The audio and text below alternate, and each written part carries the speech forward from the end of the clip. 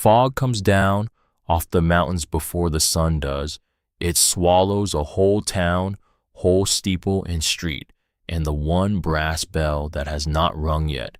Down out of that high country a shape comes riding, big, slow, a man built like something the weather made and forgot to take back, scars where his face ought to be soft, a reputation that rides down the trail ahead of him. He has a plan, he always has a plan. Buy his coffee, be gone before the doors open and the eyes come pouring out. And then a small shoe hits the floor. It crosses the room, soft, steady, coming straight for him. 8 years old, thinner than a child ought to be, and in her fist, held out level, a single silver dollar, everything she owns in the whole wide world. The room stops breathing. She does not. "I heard you order coffee, mister." Fog came down off the Absaroka before the sun did. It rolled into cold water the way it did most autumn mornings, slow, thick, the color of cold ash. It swallowed the church steeple first, then the water trough, then the long, crooked main street with its plank walks and its leaning storefronts and its one brass bell that had not rung yet. A man could stand in the middle of that street and not see the end of it. He could hear the town more than see it.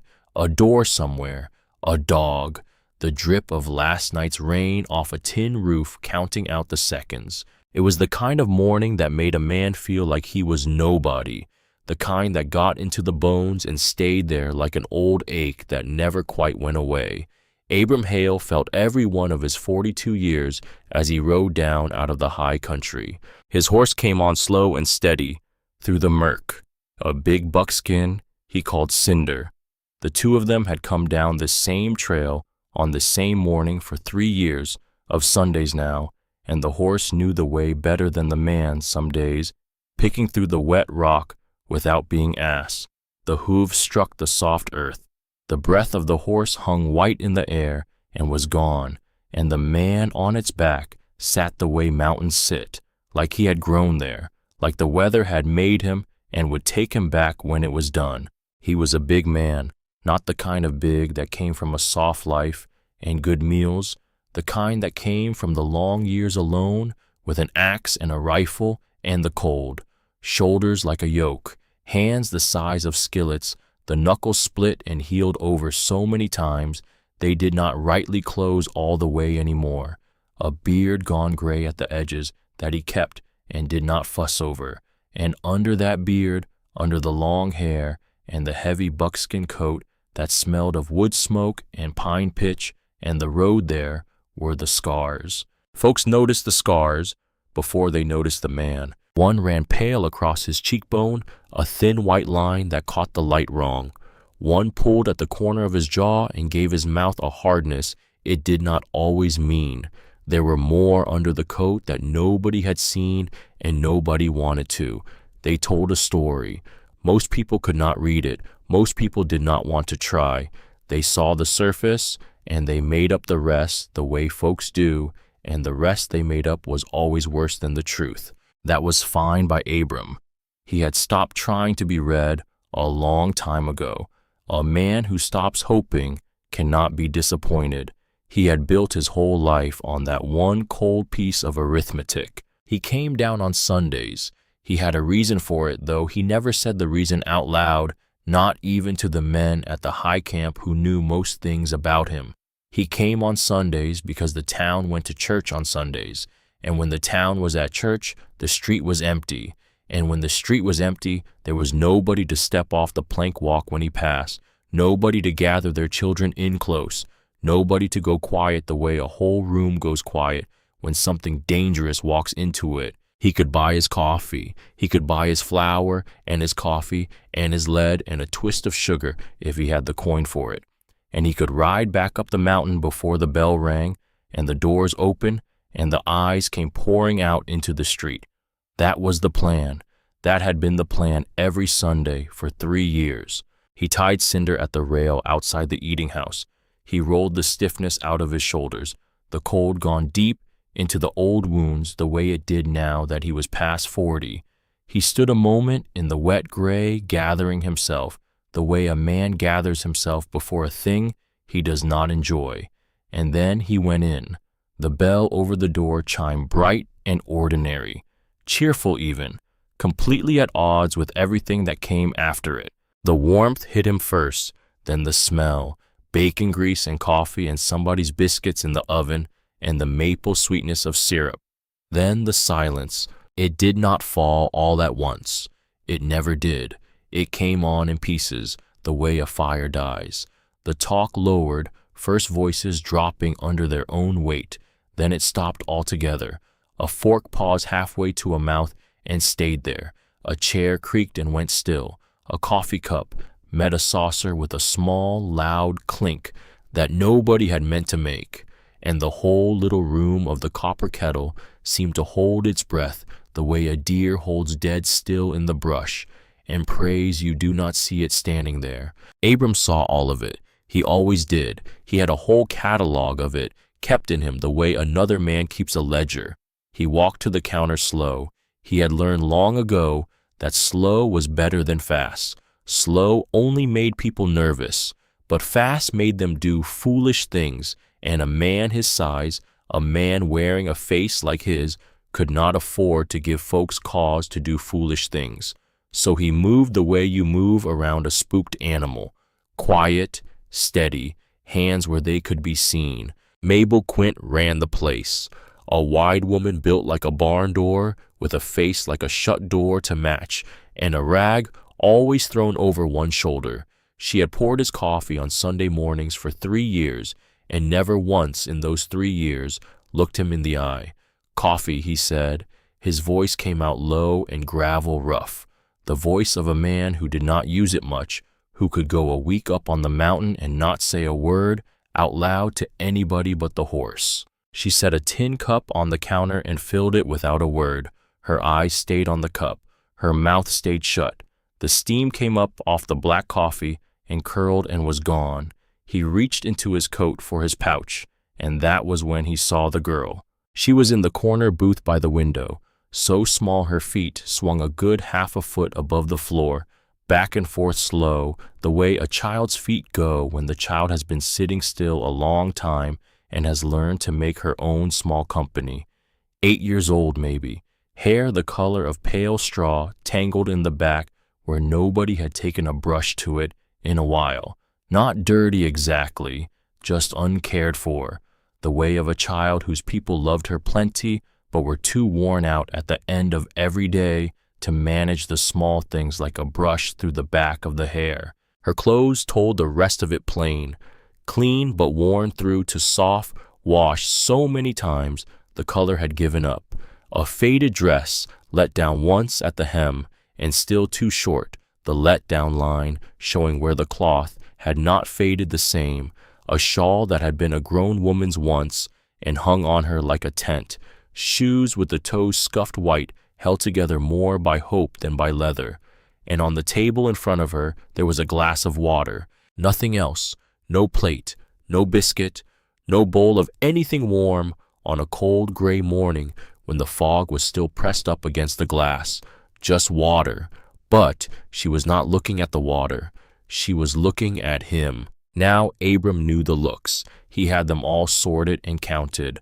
There was the look that cut to him quick and then away even quicker, like he was the sun and you could not stare straight at him. There was the look that pretended he was not there at all, the careful blindness of folks who did not want to be seen seeing him. There was the mother's look, the fastest of all, the one that pulled the young ones in close before the thought had even finished forming. He knew them all the way you know weather. He could have told you which one was coming before it came. This was none of them. The girl looked at him the way you look at a person, plain and open and steady and unafraid, like she was reading the story written under the scars, taking her time about it and finding something down there worth the trouble of the read. Their eyes met across the worn plank floor, and she smiled. Not a scared smile, not the stiff little grimace folks gave when they got caught staring and had to make it into something. A real one, gap-toothed where a baby tooth had lately come out a little dark window in the bottom row, warm in a way that lit up her whole thin face like a lamp turned up high in a dark room. Something turned over in Abram's chest, something old, something he did not have a name for and had not felt in longer than he could rightly remember. When was the last time? He could not even finish the thought. When was the last time anybody had smiled at him like that, like he was just a man, like his coat and his scars and the long reputation that rode down the mountain ahead of him were all invisible, and all that was left when you took them away was a tired fellow on a cold morning who maybe could use a smile. He could not say. He truly could not say. He gave her a small nod back, because it would have been rude not to, and because some piece of him that he had buried a long time ago wanted to. And then he turned back to the counter and his coffee and his pouch and the plain business of getting himself out of that town before the bell rang and the doors opened. He heard the small shoes hit the floor. He heard them cross the room, soft scuffs on the old worn wood, coming closer, coming straight to him. The whole room heard it too. He could feel the held breath get tighter, drawn out thin as a wire. A mother 3 tables over rose half out of her seat. "Excuse me, mister." He turned. She stood there. She had slid right out of her booth and walked the whole length of the eating house to stand in front of a man twice her size and 3 times feared, and she did not seem to notice the staring at all. Or maybe she noticed and just did not care. Maybe she had decided something a long time ago too, only hers was the opposite of his. Up close she was thinner than a child ought to be, cheekbones a touch too sharp under the skin, wrists like green sticks poking out of the stretched cuffs of the shawl. There were faint shadows under her eyes that said sleep did not come easy and did not come often enough, but the eyes themselves were bright, bright with something that looked a great deal like kindness, aimed up at him, of all the men in the world, him. "Yes," Abram said, and he made his voice softer than he usually bothered to make it for anybody. She held out her hand. In her small fist there was a coin, a silver dollar, worn smooth and soft at the edges from 100 handlings, from being folded into a palm and taken out and looked at and put back. She held it the way you hold a thing made of glass. "I heard you order coffee," she said, quiet, steady. "I don't have a lot, but I have this. I wanted to pay for it." Abram looked at the coin, then at the girl, then at the coin again. "On account of you look cold," she said. Like that one fact explained the whole of creation. Like offering a silver dollar to a mountain man twice your size was the most natural thing a person could do on a Tuesday or a Sunday or any other day God made. It's a cold morning. Everybody ought to have something warm on a cold morning. That's all. The room had gone past quiet now. It had gone into something deeper, a stillness you could have heard a single snowflake land in. Mabel Quint stood behind the counter with the coffee pot in her hand and clean forgot it was there. Abram looked at the coin in the small white-knuckled fists, and he knew. He had spent 20 years and more learning to read what a thing was worth to the one who was holding it, learning it because his life had sometimes hung on getting it right. And he knew standing there that this was not just a dollar. "That your money?" he asked, low. "Yes, sir. All of it." She nodded. No blinking, no second thought, no little flicker of holding something back. "All of it," she said. He let that sit. He let it sit a good long while, the steam rising off the coffee between them, because he had seen poor. He had been poor. He had grown up in a house where supper was whatever could be scraped out of a near-empty cupboard, where the cold came up through the floorboards in winter and new clothes meant some other child's worn-out ones from the church box. He knew the exact smell of it and the exact weight of it, and he knew what it cost a child, what it cost down to the bone, to hold up everything she owned in the whole wide world and put it in the hand of a stranger. "You eat today?" he asked. Something flickered across her face, there and gone, fast enough that most men would have missed it clean. He did not miss it. Reading faces was the one book he had ever learned. She lifted her chin.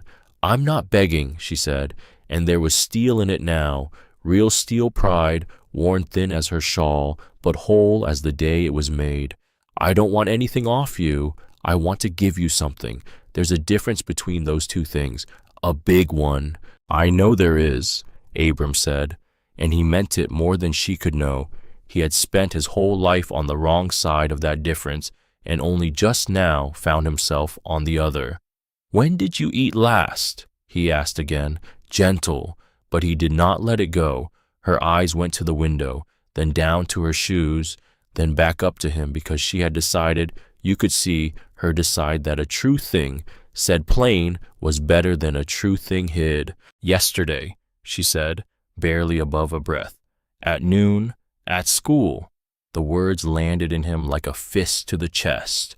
Yesterday, at noon. It was past dawn now on the next day, the fog still on the glass, and this child, this small, bright child with her smooth silver dollar held out level to keep a stranger she had never met warm on a cold morning, had not had a bite to eat in near a day. He thought for one black second of all the food he had taken for granted in his life, the grumbling about the beans at the camp, the cuts of venison he had let spoil because he could not eat a whole deer alone. And meanwhile, Abram set his pouch back down inside his coat. He did not take the coin. He looked over the girl's head at Mabel Quint. "Whatever she wants," he said. "Eggs, biscuits, bacon, the works, and a tall glass of milk." Mabel blinked. She looked at the coin still held out there, in the air between the man and the child. She looked at the man, and something moved across that shut door of a face. The fear did not leave it, but something joined the fear, something like a sum being added a second time and coming out different from what you were sure it would. "Yes, sir," she said. It was the first time in 3 years she had said a word to him direct. The girl looked up at him, and he watched a whole weather of feeling cross her thin face. Surprise first, then suspicion quick and sharp, a child who had learned that things offered free were not always free, then something near to hurt. "I wasn't trying to get free food," she said, fierce. "I was trying to help you." "I know you were," Abram said, "and you did, more than you know. But the way you help me now is you sit down and you eat that breakfast. Will you do that for me?" She studied him.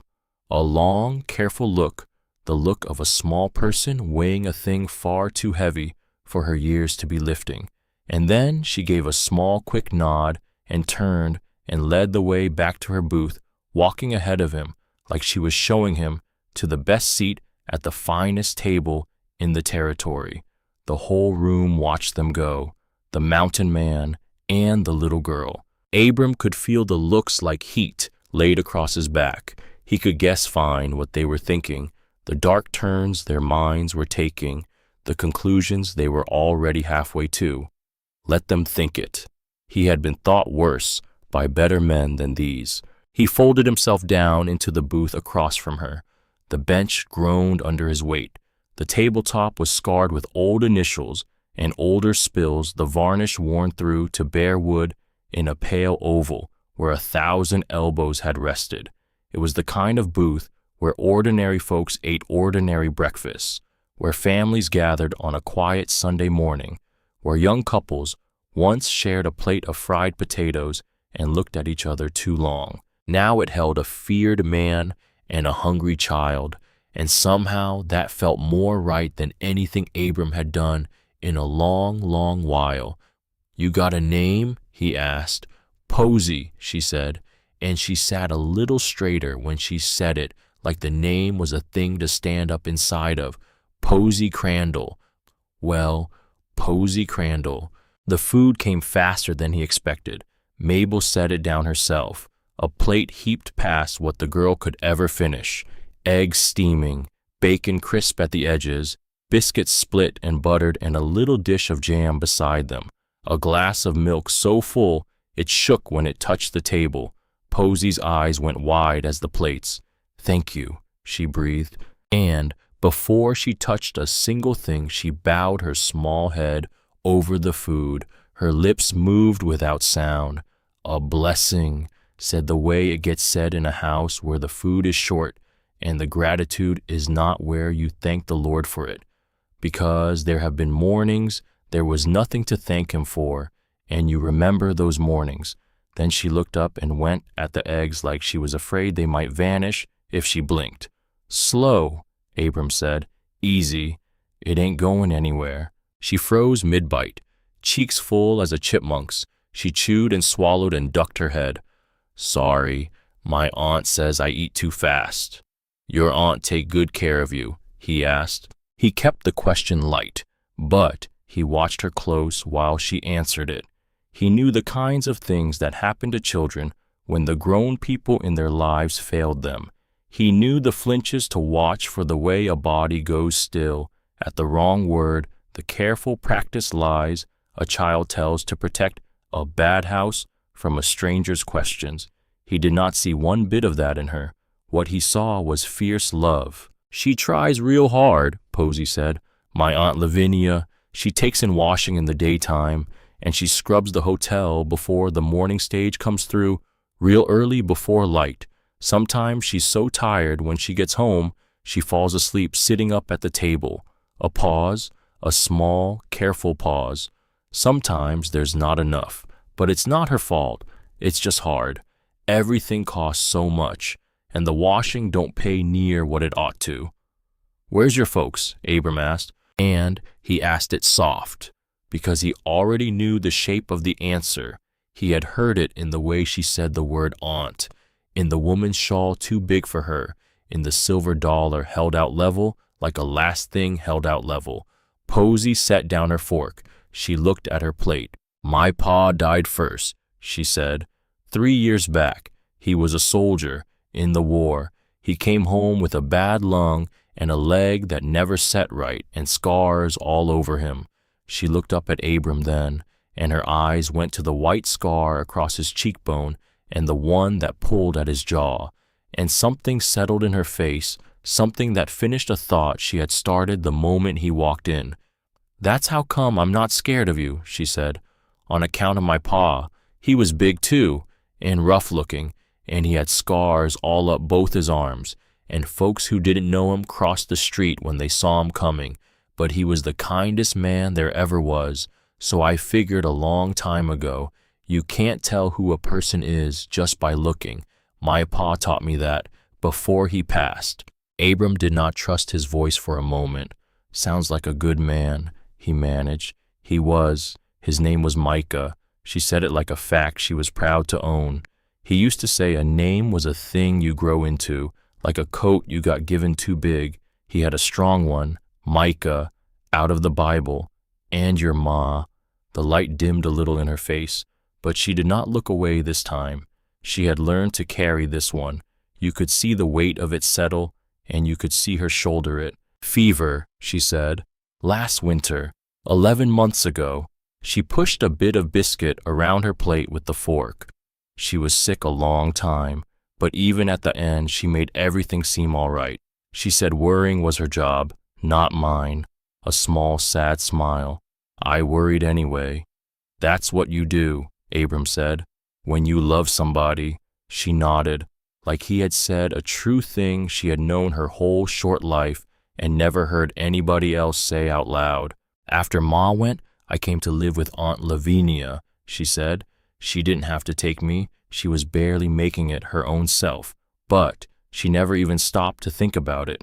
She just said I was hers now, and that was that." "That's what family does," Abram said. "She's not my ma." Posey said it plain, not sad, just true. "Nobody can be my ma, but she loves me, I can tell, even when she's too wore out to show it. Some nights she gets home and I'm already abed, and she just stands in the door looking at me, and she thinks I'm asleep, but I'm not. So I know." Outside the window, the fog had begun to thin. Weak light pushed through the gray. Somewhere down the street, a door opened and shut. Abram sat with his coffee going cold in his big hands and watched this child eat, and he felt something stirring in his chest that he had walled up so long ago he had forgotten he owned it. A reason to care about something past the trap line and the long winters and his own gray quiet. "You go to the school here?" he asked. "Yes, sir, Miss Doyle's school." Her face brightened up. "I like it the best of anything. Miss Doyle says I'm a good reader, the best in my class, even though I'm the smallest." She leaned in across the table, conspiring. "I'm going to be a teacher when I'm grown. Like her, Miss Doyle makes everybody feel smart, even when they get the answer wrong. That's the best kind of person to be, I think, the kind that makes folks feel smart instead of dumb." "That's so," Abram said, and something in him went still and careful, because he knew what was coming. He could feel it coming the way you feel the air change before a storm. Posy reached into the worn satchel beside her on the bench. She pulled out a book, a little reader, soft at the spine, the cover near rubbed away to nothing. She set it on the table between them like an offering laid on an altar. "You want me to read you some?" she said. "I'm real good. Listen." And she read, slow and proud and careful, her small finger moving along under the words. A line about a boy and a dog and a hill and the sun coming up over the hill. Nothing much in it, everything in it. When she finished, she looked up at him shining. "Now you," she said, and she turned the book around and pushed it across the table to him. "Your turn. Read me the next part." And there it was. Abram looked down at the page, at the rows of little black marks that the whole world but him seemed able to make sing. He had stood in front of those marks his whole life, on wanted posters, with his own face drawn crooked above them once, on the deed to a piece of bottomland he could not hold because he could not make sense of the papers a smiling man pushed in front of him, on the letter that came the day they buried his brother, a letter somebody else had to read out loud to him, while he stood there big and useless and ashamed in front of the men who watched. The marks meant nothing. They had never meant a thing. They were a door that the whole world walked through easy and that he stood outside of in the cold, looking in at the light. He could lie. He had lied about it for 40 years, and he had got good at it. He could say his eyes were going bad on him. He could say he had left his spectacles up the mountain. A man learns 100 ways to step soft around the hole in the middle of himself so nobody hears him fall in. But the girl was looking at him, plain and open, the same way she had looked at him from across the room, and something in that look made the old lies taste like ash, and he was tired in a way that had nothing to do with the morning or the ride. "I can't," Abram said. Posy tilted her head. "Can't what?" "Read it." He set his big hand flat on the table beside the little book. He did not look at her. He looked at his own scarred knuckles spread out on the wood. "I never learned the letters. I look at them and they don't. They don't come together for me. Never have. Not once in 42 years. The room had gone on around them. Somebody paid out a bill. Somebody scraped a chair back. But at that one booth there was a silence of a whole different kind, a bare kind, the kind a man feels when he has set down the one thing he carries to keep folks from seeing the rest. He waited for it, the thing he always waited for, the little laugh, the pity, the look that said even this, even the letters. A man like that, big as a barn and can't read his own name. It did not come. "Oh," Posy said, "just that. Soft, like a thing understood and set gently down on the table beside the book." And then she did the thing he never saw coming, the thing not one soul had ever done in his life. "That's all right," she said. "Loads of grown folks can't. It's not on account of you being dumb. It's on account of nobody ever showed you. That's all reading is when you get down to it. Somebody showing you. Once. Patient." She pulled the book back toward herself. She thumbed it open to the very first page, and she turned it around so it faced him again and laid her small finger under the first round letter on the page. "I could show you," she said, "if you wanted. I'm a good teacher. Miss Doyle says so. I could show you a little bit every time you come." Abram Hale had faced down a charging bear with nothing but a skinning knife and his own 2 arms. He had been shot once through the shoulder and dug the ball out himself by firelight, biting down on a strip of leather. He had stood over the grave of the only person who ever loved him for free and not let one single tear fall in front of the hard men who stood watching to see if he would, and a child of 8 near broke him clean in two with one finger laid under a letter. "You do that," he said, and his voice came out rough as gravel down a chute. "Course I would." She said it like he had asked her something foolish. "Friends help friends. You bought me breakfast, so I'll teach you your letters. That way we both gave something. It's only fair." She looked at him serious the way her father must have looked at her once passing it down. "My pa, he used to say, always pay your own way, always give back as much as you take. So, Abram said. So. Posey smiled the gap-toothed smile. "This here's an A." She put her finger under it. She told him its name. She told him the sound it made low in the throat, like the very start of a yawn. She made him say it, and he said it. A grown man with gray in his beard and scars on his face and 42 hard years on his back bent over a child's reader in a corner booth on a foggy morning saying the sound of the first letter out loud like it was the first word of a whole new tongue, which in a way it was. They got through 3 of them before the church bell rang. It rang out over cold water bright and round, rolling through the last of the fog, and down the street the doors began to open and the people began to come out into the thinning gray. Posey's head came up. "That's the bell," she said, sudden and anxious. "I have to go meet my aunt. She gets done at the hotel when the bell rings. I have to go." She slid out of the booth fast. She grabbed her satchel and slung it over one thin shoulder, and then she stopped, and she reached into the pocket of her dress and pulled out the silver dollar again and set it down on the table. "That's yours," Abram said. "You keep it. It's not mine. It's for your coffee." She pressed it flat to the table with her small hand. "That way we both helped. Like I said, Posey, I don't take charity." Her chin came up. "Neither do I," she said. "So we're even." He looked at the coin on the scarred wood, worn smooth, soft at the edges, everything she had in the world, and he understood looking at it that she would not go out that door at peace unless he let her keep her word, because keeping her word was the one thing left in all the world that was hers to keep. Poverty had taken the rest of it. Death had taken the rest of it. It would not take that. He would not let it take that. "All right," he said quiet. "All right, Posey, I'll keep it." Her whole face broke open like the sun coming up over a ridge. "Thank you for the breakfast, Mr. Abram." She tried the name out and seemed to find she liked it. "It was the best one I had in a real long time." "You're welcome." She started for the door. Then she turned back, one hand on the frame. "Mr. Abram, yeah, I hope you feel warmer now." And she smiled at him one last time, and for just that one moment, the whole gray morning seemed to lift up off the town. Everybody ought to feel warm. Then she was gone, a small blur of faded dress and pale tangled hair, out into the fog, the satchel bouncing against her thin back. The bell over the door chimed bright behind her.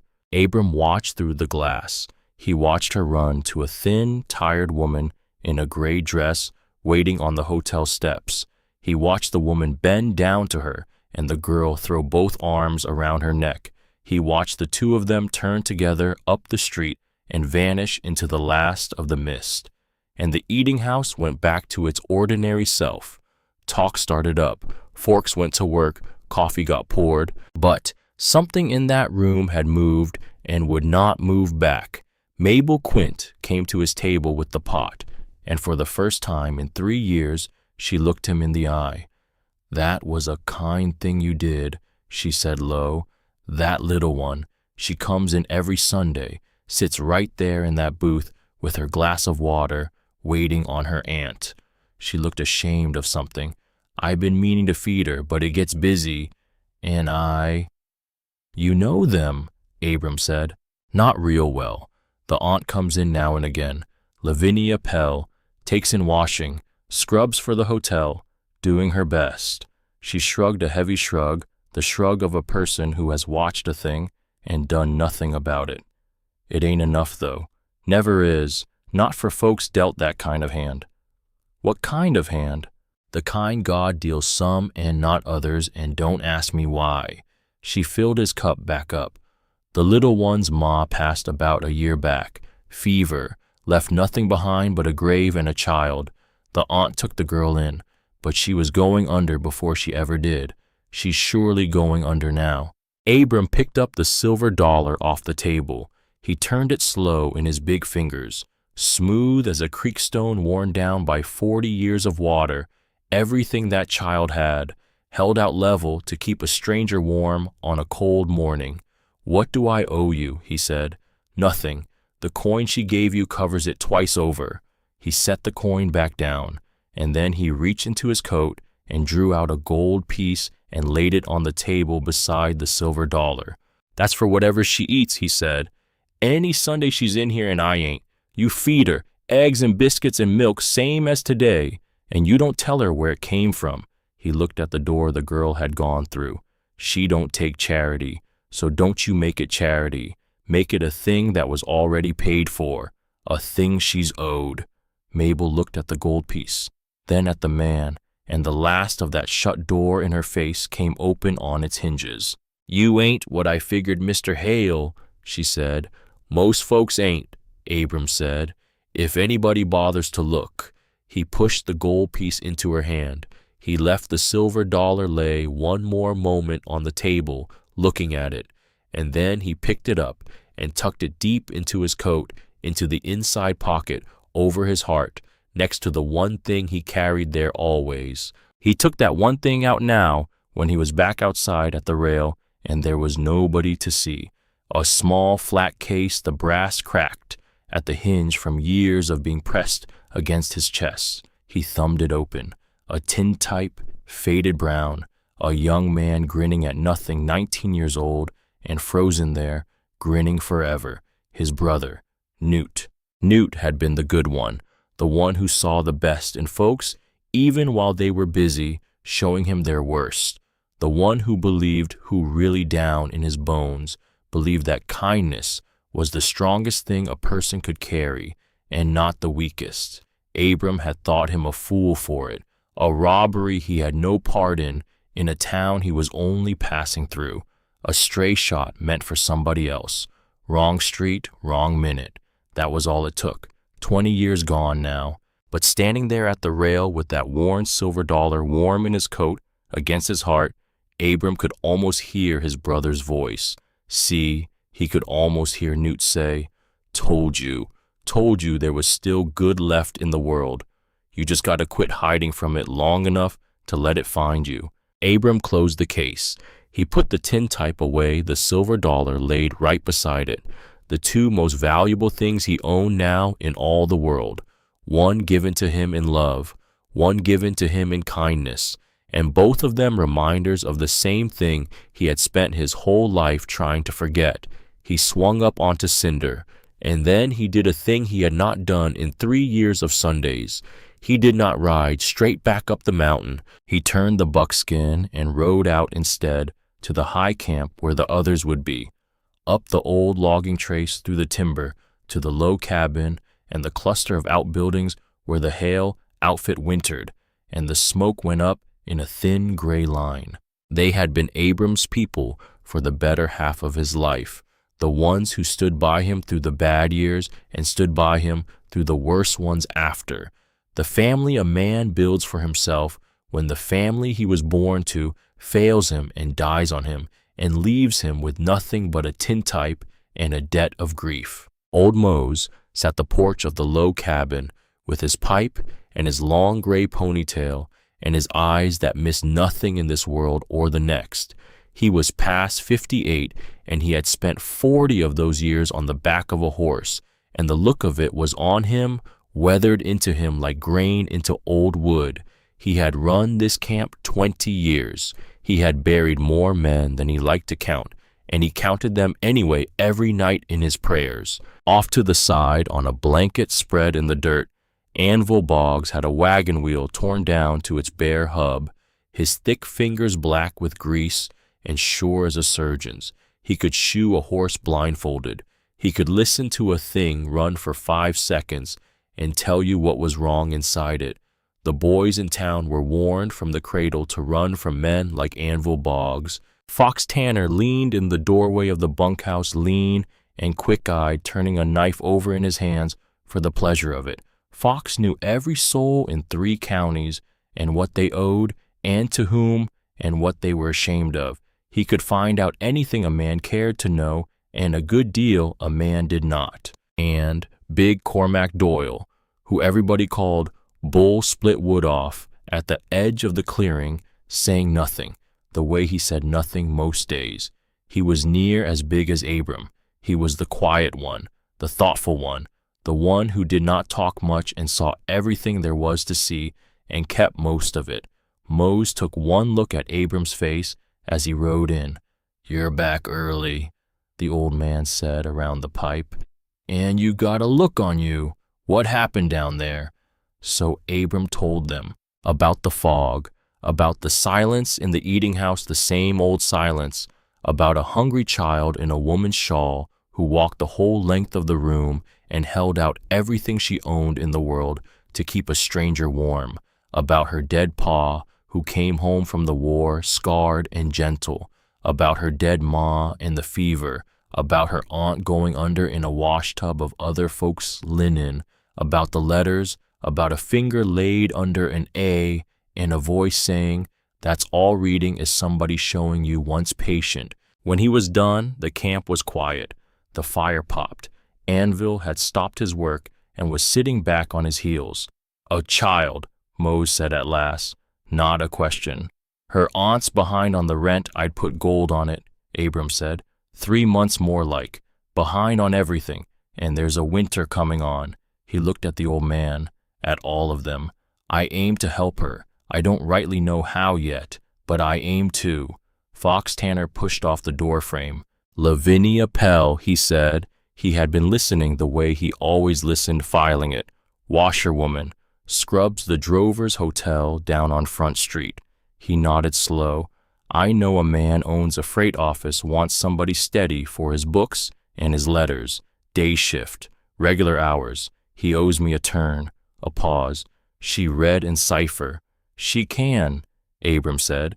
He did not say how he knew the woman's niece could read. He did not need to. "My sister teaches the school," Bull said.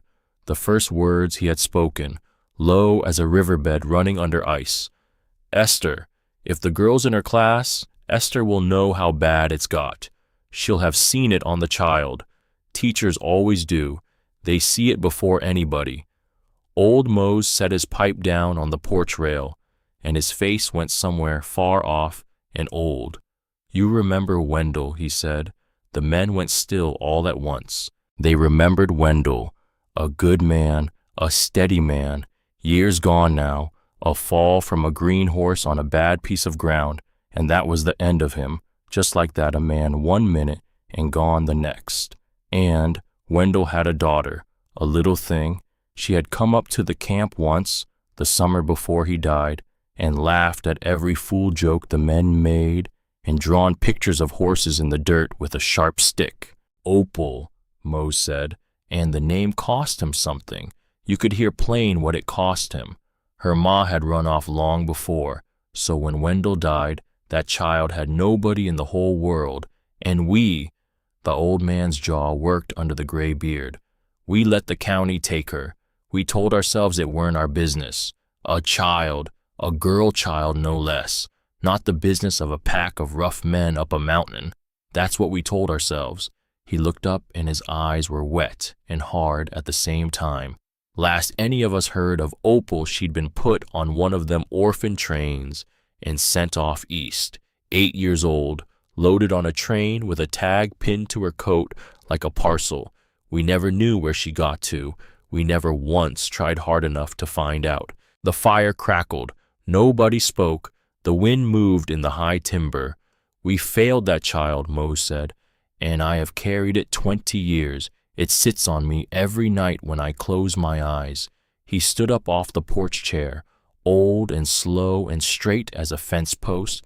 "I will not carry another one of them to my grave. You hear me, Abram Hale? Whatever this takes, the whole lot of us, we do not fail this one." And the men nodded, one by one. Anvil, fox, bull, a vow with no words to it, the only kind those men ever made, and the only kind they ever kept. Abram felt something ease in his chest that had been clenched there hard for years. This right here was why he had stayed. All the hard winters and the harder roads and the loneliness of the high country, because when it mattered, when it truly came down to the bone of a thing, his brothers showed up. "All right," he said. "All right then." He did not know it would not be that simple. He could not have known. None of them could have. They were rough men, and they meant a kind thing, and they thought a kind thing meant kindly, and the world had never once worked that way for any of them, and somehow they kept forgetting it. Because the next Sunday, when Abram came down through the thinning fog and tied Cinder at the rail and went in to find the small, bright girl who had given him her last coin, he never once thought to look across the street. He never saw the carriage. It was a fine one, black and polished and out of place on that mud-rutted lane, a matched pair of dark horses standing patient in the cold, their breath smoking. It sat back in the shadow of the shuttered mercantile, in the one spot on the whole street where a man could see the door of the eating house plain and not himself be seen. Inside it, a man sat watching. He was not a big man. He had never needed to be. The size of a man like Abram came from the work and the weather. The size of this man came from the bank and the law and the long memory of the town, and that kind does not show in the shoulders. He wore a fine gray coat and a hat brushed clean and a face shaved smooth and cold as a stone in a creek. His name was Thaddeus Pruitt. He held the bank's paper on half the storefronts on that street. He held the ear of the territorial judge who he played cards with monthly up in Helena. He held a fine house up on the rise where the good people lived and looked down on the rest. And up there in that fine house he had buried something too, something that had hollowed him out from the inside and left a cold, straight line where the heart used to sit. He watched the mountain man swing down off the buckskin. He watched the giant duck through the door of the copper kettle. He watched through the lit window the big shape of him fold down across from the small shape of the orphan girl. He watched the child's head tip back in a laugh. He watched her open her little book on the table between them. And Thaddeus Pruitt drew a small leather notebook from his coat and a silver pencil, and in a neat cold hand he wrote down the day and the hour and the name of the man. "There you are," he said softly to no one at all. "There you are, you animal."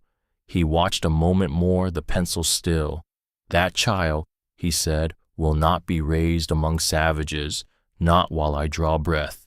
And he closed the notebook on the pencil, and he tapped twice on the roof of the carriage with the silver head of his cane, and the fine dark horses pulled him away up the rise, patient, unhurried, the way a thing moves when it is dead, certain it has all the time in the world, and when it means with all its cold, hollow heart to win. Weeks turned over like pages in a book Abram had not known he was writing. The Sunday breakfast became a thing, not a habit, a thing, sacred the way the small things turn sacred when a man has gone too long without any sacred at all. Rain or shine, hard frost or thaw, Abram Hale was at the copper kettle when the church bell was still a full hour off, coffee steaming in front of him, a child's reader propped open on the scarred table, waiting on the chime of the door. And she always came in like weather, a small storm of straw-colored hair and a bouncing satchel and whatever she had been saving up all the long week to tell him. The change in her was a thing you could see with your own eyes. Color had come back into her face. The sharp edges of her cheekbones had gone soft. the way a child's ought to be soft. The shadows under her eyes had faded near to nothing. Her dress still was not new, but it fit her now, and there was a coat, a good wool coat that kept the cold out. Where the coat came from she did not ask, and Abram did not say, and Mabel Quint, who had her own ideas where it came from, kept those ideas behind her teeth. But more than any of that, more than the food and the coat, there was the light in her. The desperate edge was gone out of her, the look of a child counting in her head how many hours until the next thing she might eat, and in its place was something Abram had near forgotten could live in a face that small. It looked a great deal like hope.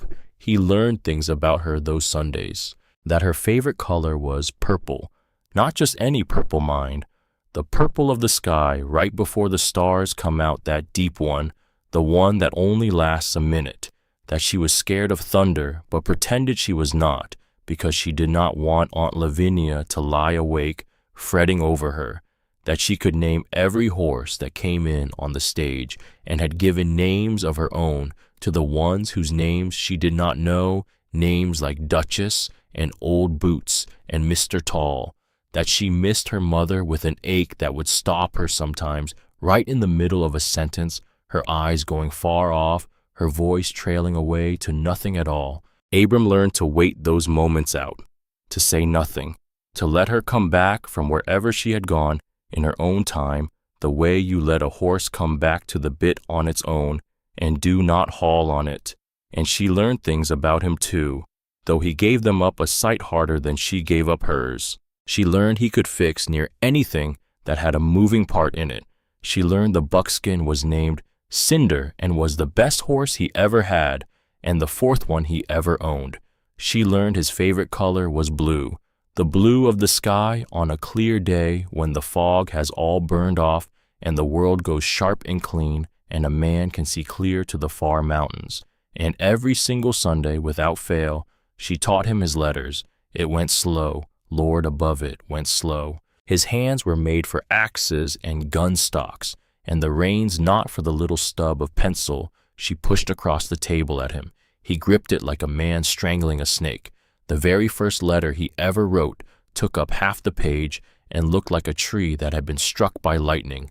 Posey studied it, serious as a circuit judge. "That's a good A," she lied. "It is not. It's a real good first try at an A. It looks like Cinder stepped on it." She put her hand over her mouth, but the laugh got out anyway, bright as the church bell. And then he was laughing too, a low, rusty thing that came up out of him, like water out of a pump that has not been worked in years, coughing and complaining before it runs clear. A sound he had near forgot he had it in him to make. The folks in the eating house heard it, the mountain man laughing. Some of them turned to look, and for the first time in his life, Abram Hale did not care one bit who looked. "Again," Posey said, tapping the page. "Slower. It's not a fight. The letter's not going to hurt you, Mr. Abram." "That's what you think." "It's an A.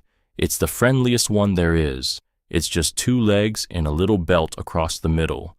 2 legs and a little belt. He looked at it that way, and the lightning-struck tree began very slowly to look like a letter a man might have made on purpose. By the 4th Sunday he could write his own name, Abram, each letter a small private war fought and won, and when he had the whole of it down, the whole word sitting there in his own clumsy hand on the page, he sat back and looked at it a long while, a grown man, 42 years old, gray in his beard, looking at his own name like it was the first thing he had ever in his life made, with his hands that did not break or burn or run off.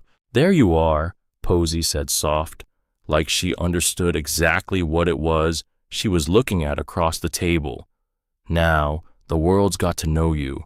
You're not just a stranger anymore. You got a name folks can read." Abram could not have told you why his throat went tight, so he did not try to tell anybody, least of all her. The Sundays were not only the eating house, not for long, because one cold morning the church bell rang and Posey ran out to the hotel steps, and there was no thin, tired woman waiting on her. The aunt had taken sick, a fever and a cough, come from too many dawns, scrubbing cold floors with her hands in cold water, and the girl came back into the kettle, white-faced and scared in the old way, the way that turned Abram's blood to ice in his veins. So he did the only thing a man could do. He walked her home, the whole length of Coldwater in the broad gray daylight, with the town awake and watching, the mountain man and the little girl, folks on the plank walks, stepping wide as they passed, mothers gathering their young ones in, the same old dance he had known his whole life. But Posey held his hand the whole way and did not seem to notice the dance at all, or she noticed it and chose her friend over the fear of all the rest of them. Either way, she held on her small hand, swallowed up in his great scarred one, and she swung it a little as they walked, like there was no finer thing in the world than walking down the street holding the hand of Mr. Abram. The Pell place was 2 rooms behind the laundry out on the edge of town where the lots went to weeds, small, but every surface in it scrubbed clean, every last thing in its place, the child's drawings tacked up bright against the gray boards, library books stacked square on an upended crate, poverty plain as the nose on your face, but not squalor, pride in the little they had, pride doing the work that money could not. Lavinia Pell met them at the door, and Abram understood at once where the child got her steel. She was 32 and looked older the way work and worry will age a face before its proper time. Pale gold hair pulled back hard off her face, hands red and cracked and raw from the lie and the cold water, eyes rimmed with the heat of the fever she was fighting. And in those eyes, the very moment she saw the size of him filling up her doorway, there was the wary readiness of a woman who had met too many men in her life who meant her harm and had learned to spot the next one coming. "Posey," she said, sharp, "get behind me. Aunt Lavinia, this is Mr. Abram. He's my friend. He bought me my breakfast, and I'm teaching him his letters." The woman's eyes did not leave him. "Is that so?" "Ma'am," Abram said, and he took his hat off, which he could not recall the last time he had done for anybody. "I won't come in. I just walked her home, on account of you weren't at the hotel, and she got scared. That's the whole of it." Lavinia looked at him a long beat. "I know who you are," she said. "Most folks do. I know what they say up the mountain. The Hale outfit, wild men, best given a wide road." "They say true," Abram said. "Mostly." That stopped her cold. She had braced herself for a lie. She had braced for a smooth word, a charming word, the kind men gave when they wanted something. She had not braced for a man who would stand on her step with his hat in his 2 hands and name the worst of himself out loud and not flinch from it. Behind her on the crate, the soup pot rattled its lid. A thin soup it was by the smell, water and a bone and not much else swimming in it. And the woman swayed where she stood in the doorway, the fever pushing at her one hand, going out to the doorframe to hold herself up. Abram saw the wood stacked by the cold stove. There was almost none. A few sticks, a morning's worth, no more. "Your stove's about out," he said. "We manage." "I expect you do." He set his hat back on his head. "Where's your wood pile?" "Mr. Hale, you're sick. The child's small. There's a cord of dry pine on my pack horse I was hauling up to the camp. The camp can wait a week for it." He was already turning to go fetch it. "I'll bring it round and split it. You don't have to thank me. You don't even have to let me through the door. I'll work the yard and be gone before dark." "I can't pay you." He stopped. He turned back and looked at her, at the proud, sick, frightened face of a woman drowning slow and too stubborn to call it drowning even to herself. "I didn't ask to be paid," he said. "Your girl gave me a silver dollar to keep me warm. Seems only right somebody keep the 2 of you warm back." A beat.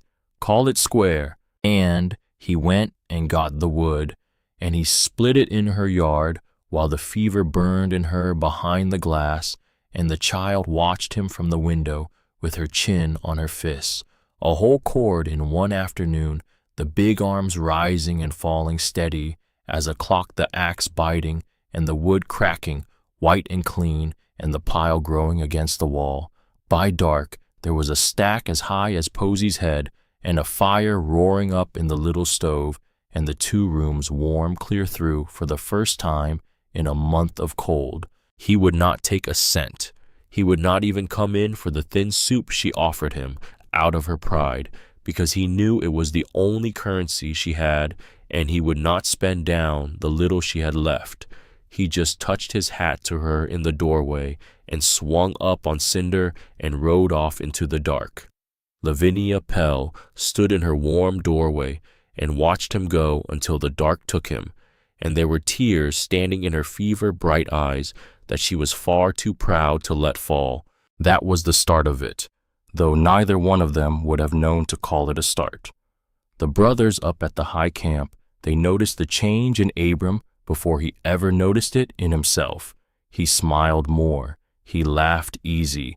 The hard set that had lived in his shoulders for 20 years began to ease out of them, not into softness, not into weakness, into something that looked, if you did not know him, almost like a man at peace with the world. "That girl's been good for you," Mose said one evening, watching Abram whittle a small horse out of a block of pine by the fire, a toy for a child, a thing that man had never once done in the whole of his life. "I ain't seen you sit that easy since before Newt. She reminds me," Abram said, and he did not look up from the wood and the knife. "Easy to forget living the way we live up here. What any of it's even for."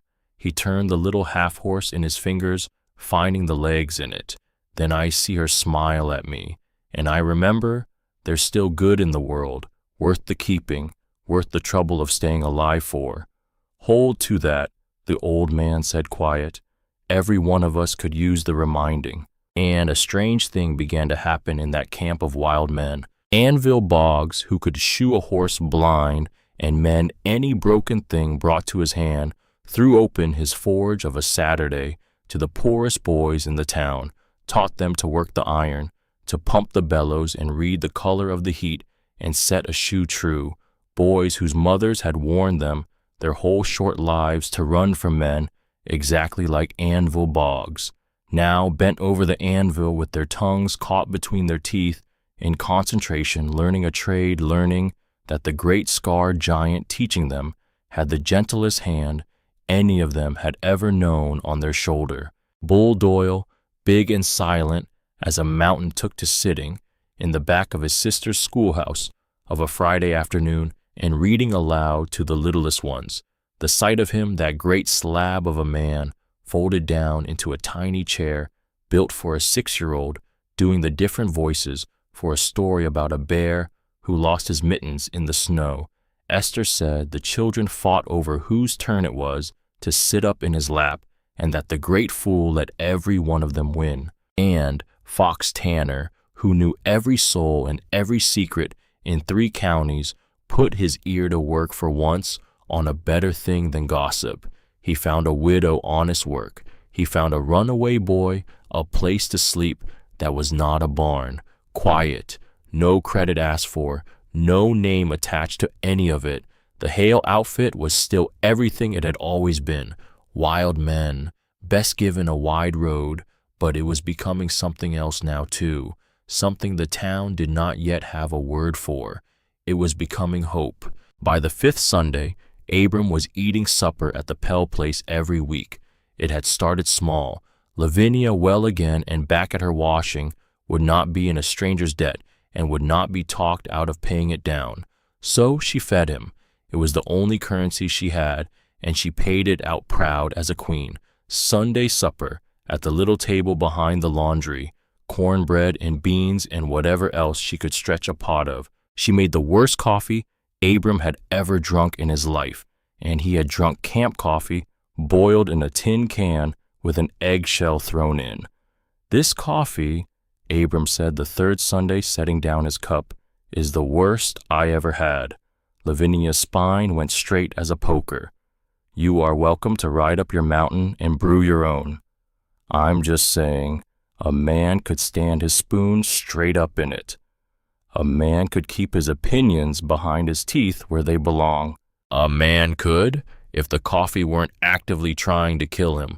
Posey, sitting between the two of them, looked back and forth like she was watching a pair of barn cats square off, delighted, half out of her seat. He's right, Aunt Lavinia. It is real bad coffee. Posey Crandall. It is, though. And Lavinia Pell, who had not laughed easy in longer than Abram had been coming to her table, put her cracked red hand over her mouth and laughed. And the sound of that laugh in that small, warm room was a thing Abram found to his great alarm that he wanted to hear again. Wanted it the way a man wants a fire when he has been a long time cold and has near forgot that warm was even a thing that happened to him, which scared him near to death. Because, now hold on a minute, he was 42 years old. He was a wanted name in 3 territories, once on old paper that had never quite gone yellow enough to forget. He had scars on him a decent woman ought never have to look at across her own supper table, and here he was, splitting her wood, drinking her terrible coffee, carving toys for her girl, noticing the way the lamplight took the loose pale gold strands at the side of her face. He stopped that thought right where it stood. He stomped it out flat like a spark fallen in dry grass that could burn a whole mountain. Foolishness, pure foolishness is what it was.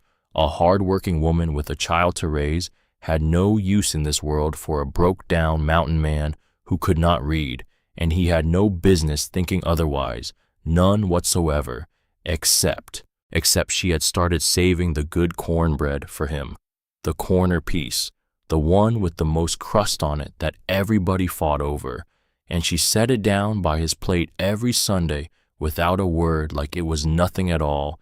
And it was not nothing. He knew that it was not nothing, and he did not know in the world what a man was supposed to do with the knowing of a thing like that. So he did the thing he always did when a feeling got too big to carry. He fixed something. He fixed her mangle, the heavy roller she wrung the wash through that had a cracked gear in it she had been fighting and cursing for a year. He fixed the pump out in the yard that gave more groan than water. He climbed up and patched the roof where the autumn rain came through, right over the child's narrow bed. And one Sunday, the rain coming down soft outside and Posey gone to sleep early on her cot in the other room, Lavinia asked him the question, the one question nobody ever asked. What happened to you? She said. Quiet. Up that mountain, to make you the way you are.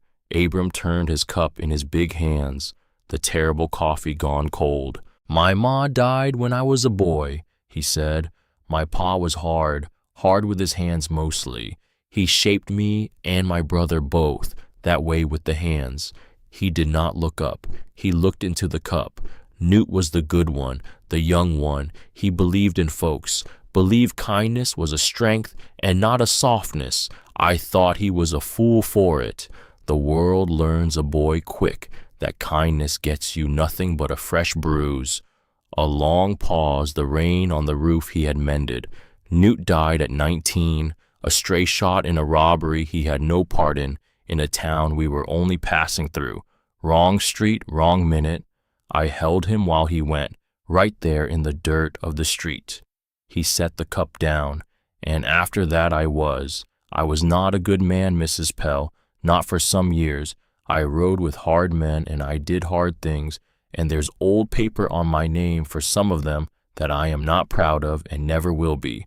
Then one day I quit it, walked away, went up the mountain, figured the world feared me anyhow on sight, so I might as well be alone with it and stop frightening folks who done me no wrong. The rain whispered down on the mended roof. You don't seem like a hard man to me, Lavinia said.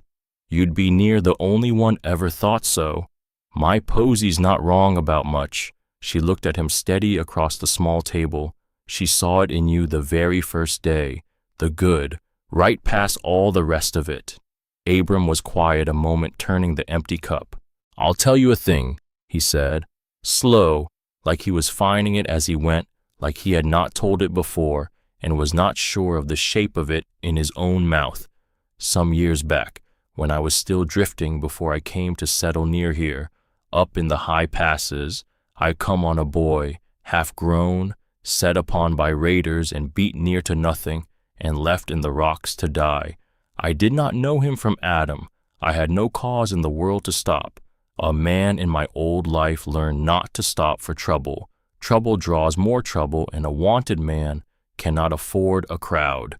He shook his head slow, far off in the memory of it. But he was a boy, just a boy. So I put him up on my horse, and I carried him down, 20 miles near about, got him to a doctor in a town I had no earthly business being seen in, and I left before he ever woke up. Never knew his name, never knew did he even live through the night. A breath. I think on him sometimes, whether the world treated him kind after. A boy like that, hurt like that, whether anybody ever once told him there was still good left in it. He did not see Lavinia's eyes go soft and wet across the table. He was looking into the fire in the little stove. I expect somebody did, she said. I expect you did, Mr. Hale. Carrying him down 20 miles. I expect that was the telling of it. He didn't need the words. He had the arms that carried him. He had no answer for that, so he said nothing at all, and the fire popped and settled, and the rain came down soft on the roof he had patched against it, and in that small, warm room, 2 grown people sat together in a quiet that was not empty. It was full to the brim of a thing that neither one of them was anywhere near ready to put a name to. It would be a kinder story if it had been left there. It was not left there. These things never are, because up on the rise in the big house where the good people lived and looked down, Thaddeus Pruitt had filled half a leather notebook with dates and hours in his neat, cold hand, and the cold, straight line where his heart had been had not warmed up so much as 1 single degree. The first Abram knew of it was the 11th Sunday. Posy came in slow. No storm, no bounce in her. She slid into the booth with her eyes down on the table and her satchel still up on her shoulder. Abram set down the reader. "What is it?" he said. She pushed a bit of biscuit around her plate with her fork and did not eat it. "A man came to the school," she said. "Tuesday. A parent Miss Doyle said he claimed to be, but he wasn't anybody's pa I ever saw. He wore a fine gray coat, and he had a fine carriage out front with 2 black horses, and gray hair all combed back smooth." The hair stood up on the back of Abram's neck. "What did he want?" "He was asking about me, who walks me home from school, who my people are, if my aunt." She stopped. She picked at the biscuit. "If my aunt's fit to keep me," a pause, a small one, the worst one, "and he was asking about you." "About me. He told some of the parents you were dangerous, that you were trying to do me harm." Her voice wobbled now, and the wobble in it was the worst thing Abram had heard in years. "Miss Doyle made him leave. She got real cross and made him go, but I saw the way the other folks looked at me after. And Emily's ma," a breath. "Emily's ma said I can't come to her birthday party. She didn't say why, but I know why. It's on account of him, on account of what he's been telling everybody about you." Abram's hands had gone still and flat on the tabletop. Pruitt. He did not have the name yet, but he had the shape of it now, the cold shape of it, the fine gray coat, the fine carriage. He thought of the rise above the town, the big houses, the good people, and he thought with a cold that started low in his gut and spread that he should have looked across that street long ago. That very first morning he should have looked. "Posy," he said, low and even, "look at me." She did. Whatever that man said, it is not true.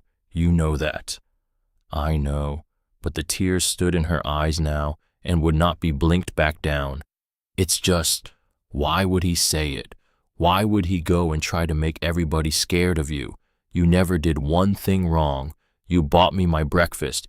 You split our wood when Aunt Lavinia was sick. You're learning your letters good as anybody." She wiped at her face hard with the back of her hand, furious at the tears for coming. "It's not fair." "No," Abram said, "it is not. Emily's parties are stupid anyhow." But her chin shook. It hurts. I didn't do anything to anybody. And everybody's acting like we're something dirty they don't want to touch." And Abram Hale, who had wanted to break the whole world clean over his knee more than once in his life, wanted to break it now, wanted to ride up that rise and haul that fine gray coat right through a window glass. But he looked at the small, furious, heartbroken face across the table from him, and he made his voice gentle. "Some folks decide who you are before they ever once meet you," he said. "They see the outside of a man, the size of him, the scars, the mountain at his back, and they make up all the rest. It's the easy thing to do. It's the coward's thing. But it happens and it'll keep happening, and there's not much a body can do but outlast it." "Then they're not looking hard enough." "No, they are not."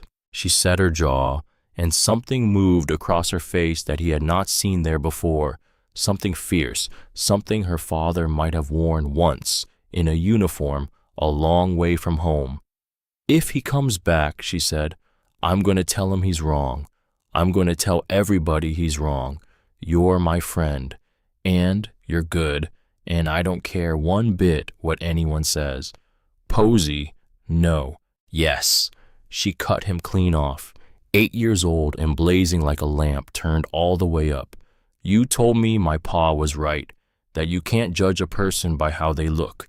You told me I was brave for giving you that $1. Well, now it's my turn to be brave for you. That's only fair too." And it near took the wind clean out of him. This child, this small thing, ready to stand up in front of the whole town and fight for him with her bare hands. He reached across the scarred table and laid his huge scarred hand over her small one. "You don't have to protect me," he said. "Yes, I do." She turned her hand over under his and held tight to one of his fingers. "That's what friends do.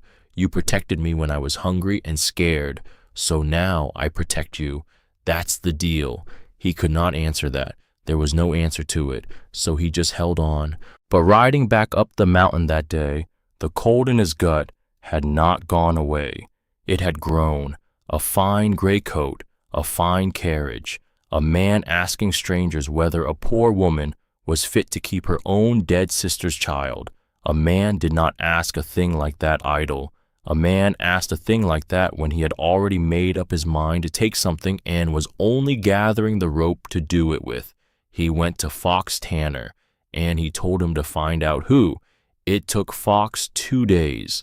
He came up to the high camp in the evening with his hat in his hands and a look on his face that Abram did not like at all. "Thaddeus Pruitt," Fox said. The fire snapped. The men gathered in close. "He's the money in Coldwater," Fox said. "Owns the bank's paper on half the town. Lawyer by trade, a good one, a mean one. Got the ear of the territorial judge. Judge Harlan plays cards with the man every month up in Helena. Sits on every church board and benevolent society there is in 3 counties. Folks call him a pillar of the community." Fox spat into the fire. "There's more, and it's the part you'll want to hear sitting down, Abram." "Say it standing." Fox looked at him a long moment. "Some years back, 5, 6 give or take, Pruitt had a boy, Royce, 16, 17 years old, and the boy went out riding alone where his daddy told him 100 times never to go, up toward the high country, and a band of wild riders found him up there. Rustlers, gun runners, the rough kind that drifts through every few years and is gone again. They set on that boy, beat him near to death and stripped him and left him in the rocks to die." Abram had gone very still by the fire. "The boy lived," Fox said, "barely, and nobody could ever rightly say how. A half-dead boy 20 miles from any town up in the high passes with the cold coming on. But somehow he turned up at a doctor's table, down in a town a ways off, broke all to pieces, more dead than alive. And he never could say who brought him there. Maybe he never knew it. He was clean out of his head with the fever and the pain of it. Fox shook his head. He lived, but he was never once the same after. Lame in the one leg ever since, and scared of the high country, scared of rough men, scared of his own shadow on a wall, they say. Keeps to that big house and don't come out much. The camp had gone dead quiet. Even the fire seemed to hush, and Abram Hale stood there with the blood gone right out of his face. Because, no. Now hold on just a minute. A boy, in the high pass, beat near to nothing by raiders and left for dead in the rocks. He had told that very story, that exact story, not 3 nights past, sitting at Lavinia Pell's table in the rain. A boy he had carried down 20 miles to a doctor in a town he had no business in. A boy he had left before he woke. A boy whose name he never once learned, 5-6 years back, give or take. It could not be. Surely to God it could not be. The high country was wide, and the raiders came through often enough, and it could be any boy, any one of a dozen boys over the years. But the cold in his gut said otherwise. The cold in his gut said the world was a smaller and a stranger place than a man liked to let himself think. He said nothing. He could not have told you why he said nothing. Maybe because it was too strange a thing to say out loud by a campfire. Maybe because, if it were true and he said it now, it would sound like exactly the kind of lie a guilty man tells to save his own neck. Who in the world would believe it? The wild man who just happened to have carried the rich man's broken son down off a mountain in his arms. Nobody, not a soul. So he pushed it down, the way he pushed everything down deep where it could not be got at, and he made himself stand there and listen. That's his grief, Mose said slow. That's what's been driving the man all these years. He looks at you, Abram, and what he sees is the men that broke his boy. It weren't us, Anvil said. We weren't even in this country yet, most of us. Don't matter a lick, Fox said. He can't tell us from them. Rough men, mountain men, wild riders. To him, it's all the one beast that come down out of the hills and ruined his only child, and he spent 5-6 years and a fortune making war on every last bit of it, lobbying the territory for harder laws, funding pauses to run the rough trade out. And now, Fox looked at Abram grim, now he's found you, a scarred wild man eating breakfast every Sunday with a little orphan girl, and in his head you are the wolf and she is the lamb, and he means to save her from you. From me, Abram said. Hollow, there's the worst of it. Fox turned his hat slow in his hands. I talked to a girl works up in his house. Pruitt's wife. She lost something in her after Royce was hurt so bad, took to her bed, and never rightly got back up out of it. And the doctors all say there will be no more children for them. Not ever. He let that sit a moment by the fire.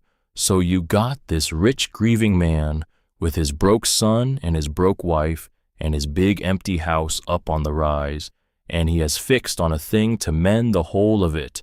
A child, a bright, pretty, motherless child he can take into his house and call rescued and be the great hero of, and fill up the cold hole in that place with. The fire popped. Posey, Bull said, the first word he had spoken, and it came up out of him like a stone dropped down a deep well. He don't just mean to drive you off Abram, Fox said, quiet now. He means to take her up into his own house. He's already started the paper on it, already whispering to Judge Harlan that the aunt's an unfit guardian, a poor washerwoman, letting a known outlaw sit at her table near the child. He'll dress the whole thing up as rescue and ribbon it like a Christmas parcel, and the law and the money and the church boards and the judge, they're every one of them his. Abram Hale stood there by the fire of the high camp, and for the first time in 20 years he felt fear move in him. Not for himself. He had stopped fearing for himself a long time ago up on the mountain. fear for a small, bright child who had handed him her last coin to keep him warm, and for a proud, tired woman who saved him the corner of the cornbread every Sunday and would not be talked out of it. "What do we do?" he said, and old Mose Tate stood up off the porch step, slow, and the old man's face was carved out of the same 20-year grief that had haunted him every night of his life since they put a child named Opal on a train. "We do not fail this one," he said. "Like I told you that first day, we do not fail her the way we failed Opal. It got worse before it got better. These things always do. They have to. The dark is deepest right before the dawn breaks it, and any old soul who has lived long enough will tell you so."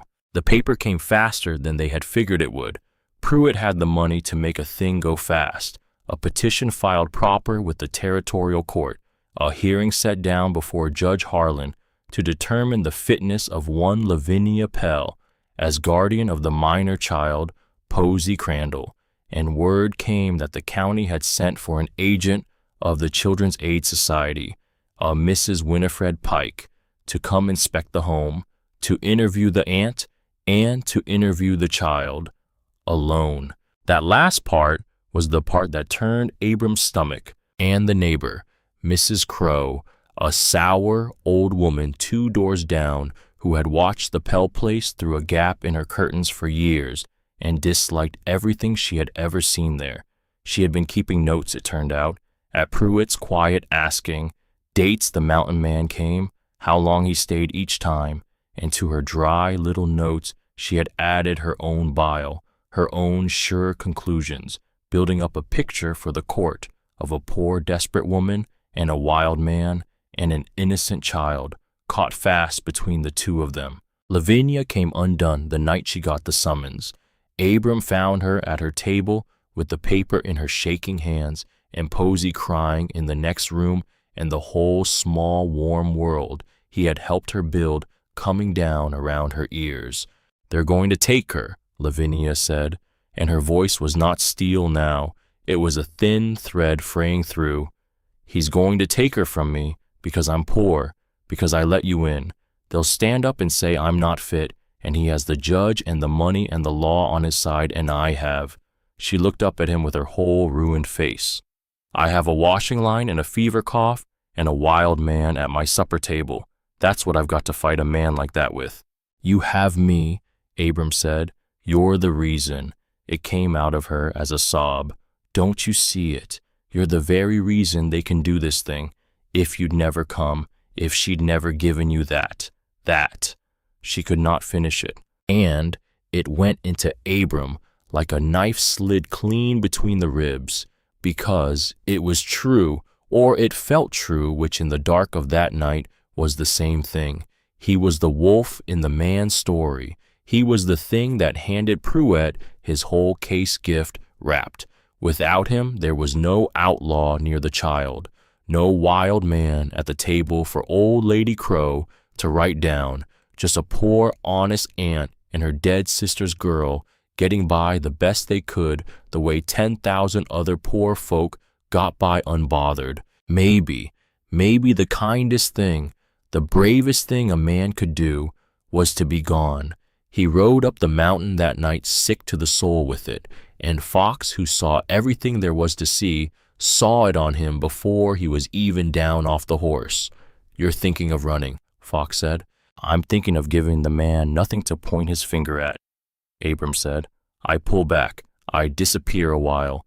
There's no wild man near the child, no pictures for old Lady Crow to draw at her window. The case falls apart on its own from lack of anything to feed it.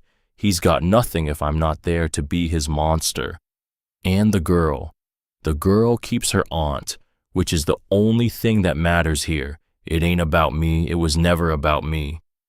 Fox was quiet a long beat by the fire. "You sure," he said at last, "that running's brave and not just easier?" But Abram had already decided. The way a man decides a thing he is half ashamed of even as he decides it. He told himself it was for her. He told himself 100 different ways riding up that dark mountain, and every one of them sounded like sense and not one of them was. And the next Sunday he did the cruelest kind thing a man can do. He did not come. Posy sat in the booth at the copper kettle with her reader open and her 2 new letters practiced and ready to show him. And she waited, past the hour. The eggs Mabel set down going cold in front of her, paid for by a gold piece the child did not know a thing about. She waited until the church bell rang out over the town, and he did not come. He did not come the Sunday after that one either. Mabel told him later what it did to the girl, how she had come in that second Sunday and sat and waited all over again, smaller this time, folded in on herself. How she had asked Mabel real quiet whether maybe Mr. Abram was sick, or whether maybe he had heard the bad things the man in the gray coat was saying about him all over town, and believed them, and decided she was not worth the trouble of after all, or whether maybe everybody had been right about him all along, and he had only been pretending the whole time, and the leaving was the true thing, and the kindness was the lie. That last one was the one that broke Abram clean in half when he heard it, because he knew that fear. He had worn that fear his whole life, like a second skin under the first. The fear that you are not worth the trouble, that the kindness is a trick and the leaving is the truth, and any minute now the bottom will drop out the way it always has. He had felt the world teach him that lesson 100 hard times, and now, God help him, God forgive him, now he was the one teaching it, to her, to the one soul who had ever refused to learn it. He sat up at the high camp in the dark, with his head in his hands, and he understood at last what he had done. He had told himself the running was for her. It was not for her. It had never once been for her. It was for him. It was easier to be gone than to stand and lose. It was easier to ride off than to sit in a courtroom and watch the world take something from him the way the world always took things. And in being gone, he was teaching that bright, fierce child the one single thing her short, hard life had tried so hard to pound into her, and that she had somehow, God knew, how refused to learn. That people leave, that when the going gets hard, they go, that you cannot count on a living soul in this world. Her pa had left her by dying. Her ma had left her by dying. And now the friend who said all the Sundays, the friend she had stood ready to face down a whole town to defend, he had left her too, and not even by dying, by choosing, by riding up a mountain in the dark and choosing to be gone. Abram Hale was on his horse before the sun was up.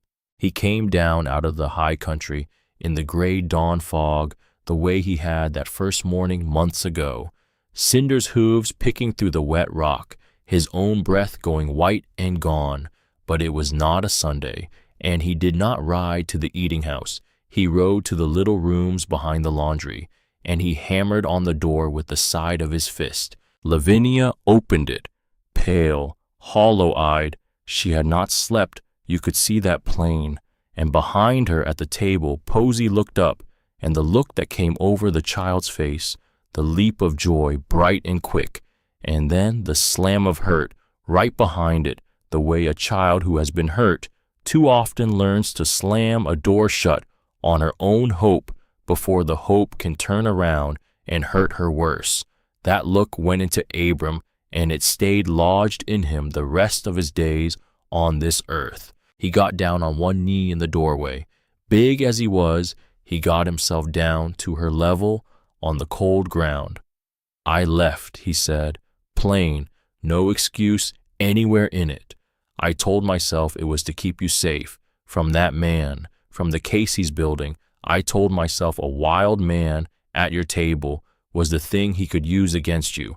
So I figured if I was just gone, he couldn't use it. And I was wrong, Posy. I was a coward and I was wrong. And I am sorry. You said, her lips shook, you said all the Sundays. I did say it. You said you wouldn't disappear. I know what I said. His own voice cracked clean across. And then I went and did the very thing, the thing your pa never did, the thing your ma never did, not while she had the strength left to help it. I left when it got hard, and in doing it, I taught you a lie. I taught you that you're not worth staying for, and that Posey that is the biggest lie there ever was told in this whole world. You hear me now? You hear me. You are worth staying for. You are worth every hard thing there is, and I will not teach you that lie again. Not ever. I don't care what that man does to me. I don't care if it's the hardest thing I ever stood and faced. I am not going anywhere. Not anymore. The child looked at him, weighing it, the way she weighed everything with that weight far too heavy for her small years.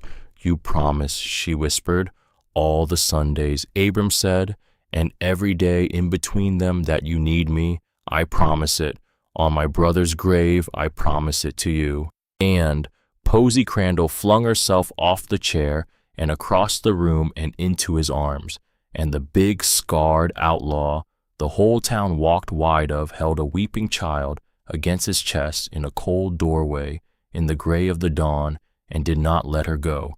Over the top of her head he looked up at Lavinia, who stood with her hand pressed hard to her mouth and the tears running free at last down her face, the proud held-back tears finally let to fall. I'm sorry, he said to her too, for all of it. She did not say it was all right, because it was not all right, and she was not a woman to say a thing was when it was not. But she came and stood close to the two of them, and after a moment she put her cracked red hand on his shoulder, and she left it there, and the three of them stayed like that in the cold doorway, holding on as the fog began to lift up off Coldwater, and the first weak light came down. Later, when the child was calmed and her face washed, and she was sent to gather her satchel, Lavinia walked him out to the yard. If you run on her again, she said low and even, there is nothing on God's earth that will protect you from me. I don't care how big you are. I don't care what they say up that mountain. You broke that child's heart this week. You do not get to do it a second time. Not while I'm alive. I understand, Abram said, and I'd expect nothing less from you. Something in her hard face eased a little. The fierceness stayed, but something joined it now, something near to respect. Then we fight him, she said. If you're staying, we fight the man. We fight him. Abram looked up the rise toward the big house, where the cold man waited with his money and his judge, and his grief turned all the way to poison. But not with fists, not his way. He's got a story he's selling all over this town. Scary mountain man, lamb in danger. Heroic rich man rides to the rescue. We're going to tell a truer one, and we're going to tell it loud. With what? We've got no money, no judge, no lawyer. We've got the one thing the man can't buy.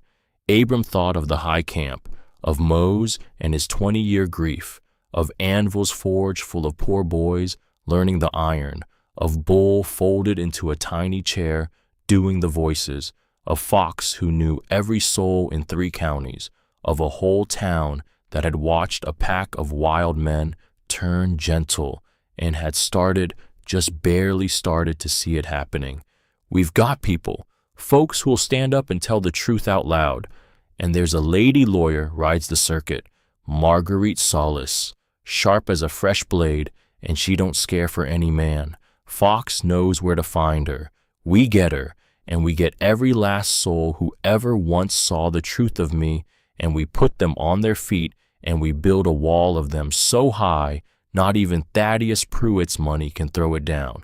Lavinia looked up at him a long moment, the wild man on her step, who could not read but had learned to write his own name, who had broken her girl's heart and then broken himself wide open to mend it again.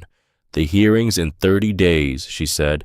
Then we've got 30 days, Abram said, to make every one of them count. He swung up onto Cinder, and up at the high camp the brothers were waiting on him, the family he had built for himself when his own had failed him and died. And down in the little rooms, a child was washing the last of the tears off her face and believing again for the first time in 2 long weeks that somebody had stayed. 30 days.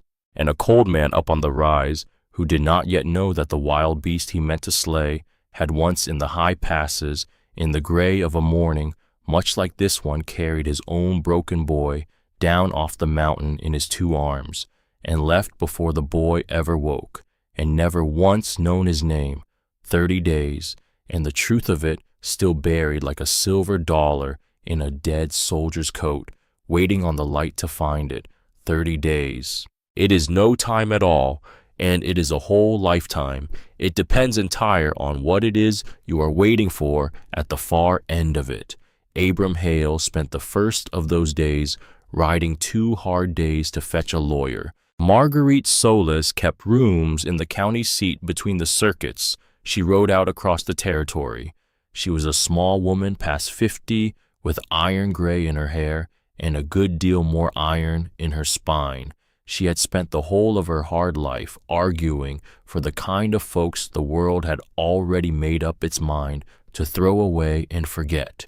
Settlers cheated out of their land grants by smiling men with papers, widows robbed blind by their dead husbands' kin, the poor, the plain, the ones with no money and no name, and not one single friend who owned a fine coat. She heard Abram out at her own kitchen table, the whole of it, the fog and the child and the silver dollar, the man up on the rise with his notebook and his judge and his grief turned to poison. She did not flinch at the scars on his face. She did not flinch at the old paper on his name. She listened with her chin propped in her hand and her dark eyes sharp as a hawk's on a fence post. "This Pruitt," she said when he was finally done, "he has the judge, so they tell me. He has the money, the church boards, the newspaper like as not in his pocket too. All of it. And what do you have, Mr. Hale?" Abram thought of the high camp, of an old man's 20-year grief, stood up and turned at last to use, of a forge full of poor boys, of a great quiet man folding down into a tiny chair to do the voices, of a town that had watched wild men turn gentle and had just barely started to see it. The truth, he said, and folks will stand up on their own 2 feet and tell it. Marguerite Solis looked at him a long, long moment across the table. "The truth," she said, "is the one single thing a rich man cannot buy.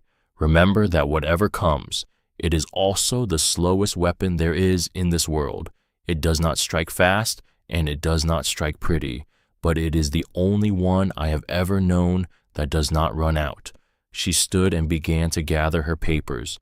"I will need every soul who ever saw the good in you, every last one, by name and by deed."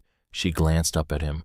"You will need a great many of them, Mr. Hale, to outweigh one fine gray coat in the eyes of a frightened town." "How many?" "All of them." A thin, hard smile. "We will need every single one we can find." So they went out and they got them. Fox Tanner, who knew every soul in 3 counties and what they owed and to whom, made the list. And the list grew longer, day by day, than any man at that camp had figured it would, because it turned out the wild man had touched more lives in his quiet way than even he had ever known he had. There was Mabel Quint at the eating house, who would swear to every Sunday she had stood and witnessed with her own eyes. There was Esther Doyle, the school teacher, who had watched a starving, sinking child come back to life right in front of her in a single season.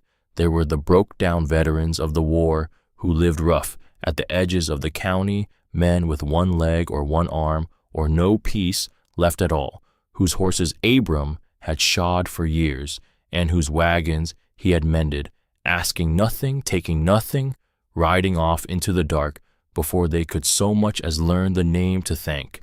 There was old man Tibbs at the mercantile, who had carried a debt 3 years for a thing the wild man did 1 winter and never stayed to claim credit for. A picture began to come together day by day out of all those plain, true scraps, and it was not the picture Thaddeus Pruitt was painting all over town.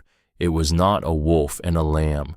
It was the picture of a man the whole world had looked clean through for 40 years, who had at last been truly seen by 1 small, hungry child across a worn plank floor, and who had answered that seeing with nothing in this world but care. But Pruitt was building his own picture too, and building it with money which is faster than truth and far less particular.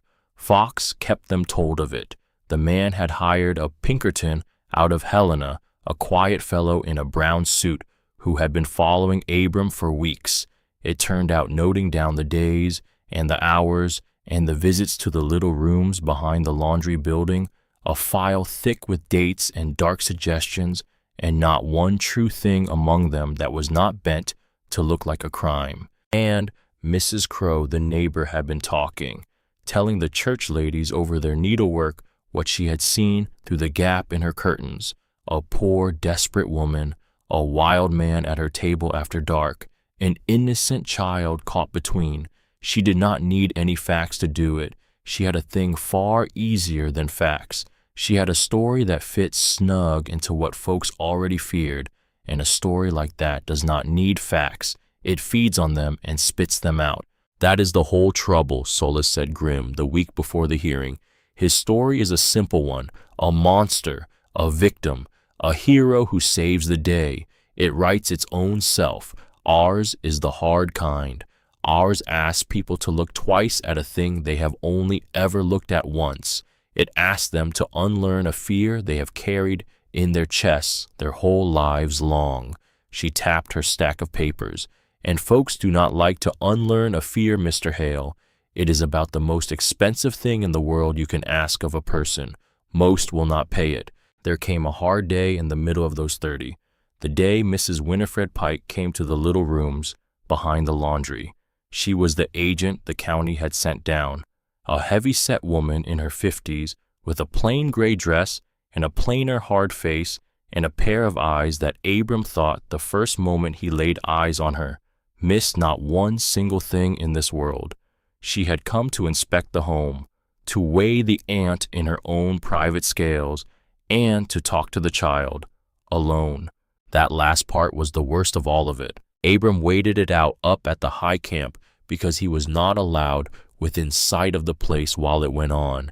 He could not eat. He could not sit still. He walked the tree line at the edge of the clearing and counted the hours by the sun, because a child was alone in a room with a stranger who held her whole entire future folded up in a leather folder, and he could do not one thing about it, nothing at all, the one thing in the whole world Abram Hale was ever any good for, his size, his strength, his two big hands, and every bit of it was worth nothing less than nothing in that small room. The interview lasted a full hour.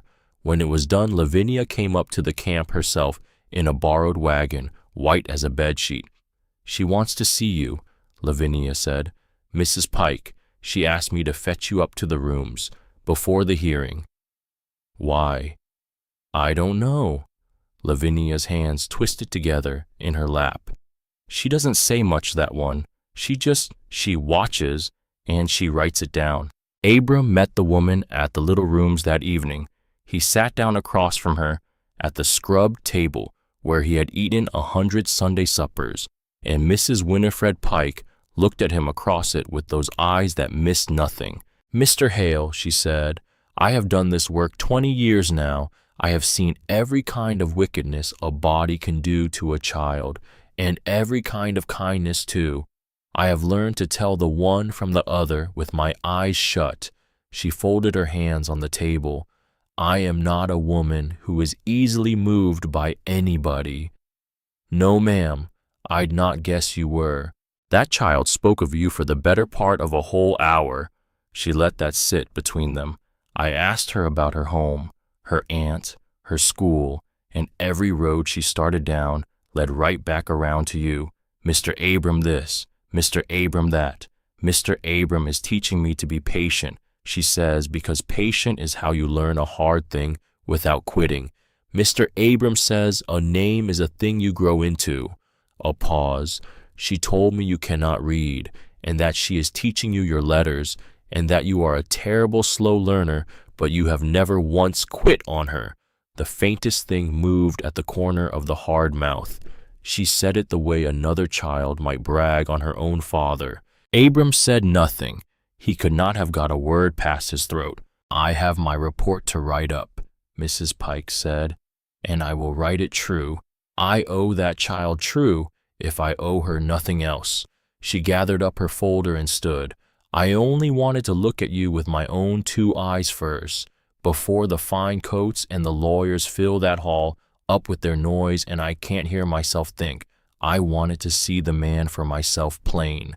She moved to the door, and she stopped there, one hand on the frame. "You are not what the file says you are, Mr. Hale." "Most folks aren't, ma'am. If somebody bothers to look—" "No," she said quietly, "I don't suppose they are." And she went out into the dark, and she did not say one word about which way her report would fall, and the not knowing of it was its own particular kind of agony all the long days left until the hearing. The night before, Abram could not sleep at all. He sat in the low cabin at the high camp with his clothes laid out on the cot before him. Solus had been playing about what was needed, a hall full of frightened townsfolk, a judge who played cards with the man bringing the charge. Abram could not walk in there looking like the very thing they all feared. He had to walk in looking like a man a body could trust to be near a child. So there were the clothes, a plain dark coat borrowed off Bull, who was the only man in the outfit near his size, a clean white shirt stiff as a board with starch, boots scrubbed clean of the mountain. And Anvil had taken the shears to his beard that very afternoon and trimmed it down close and neat, and trimmed the long hair back too, so that the man looking back at Abram out of the small cracked shaving glass was a man he did not rightly know. It felt like a costume. It felt like a lie told with cloth, stripping the mountain off himself piece by piece just to be let in a door. And there was a part of him, a low, mean, tired part, that said, "Why? Why dress yourself up as a thing you are not? Why go and beg a room full of cowards to like you? You never once asked their leave to live. You never asked their leave to be feared on sight. Why ask their leave for anything now at this late hour?" Because of her, he told himself. Because of her, that was the whole of the answer, and it was answer enough. Because for that child, he would put on any costume there was in this world.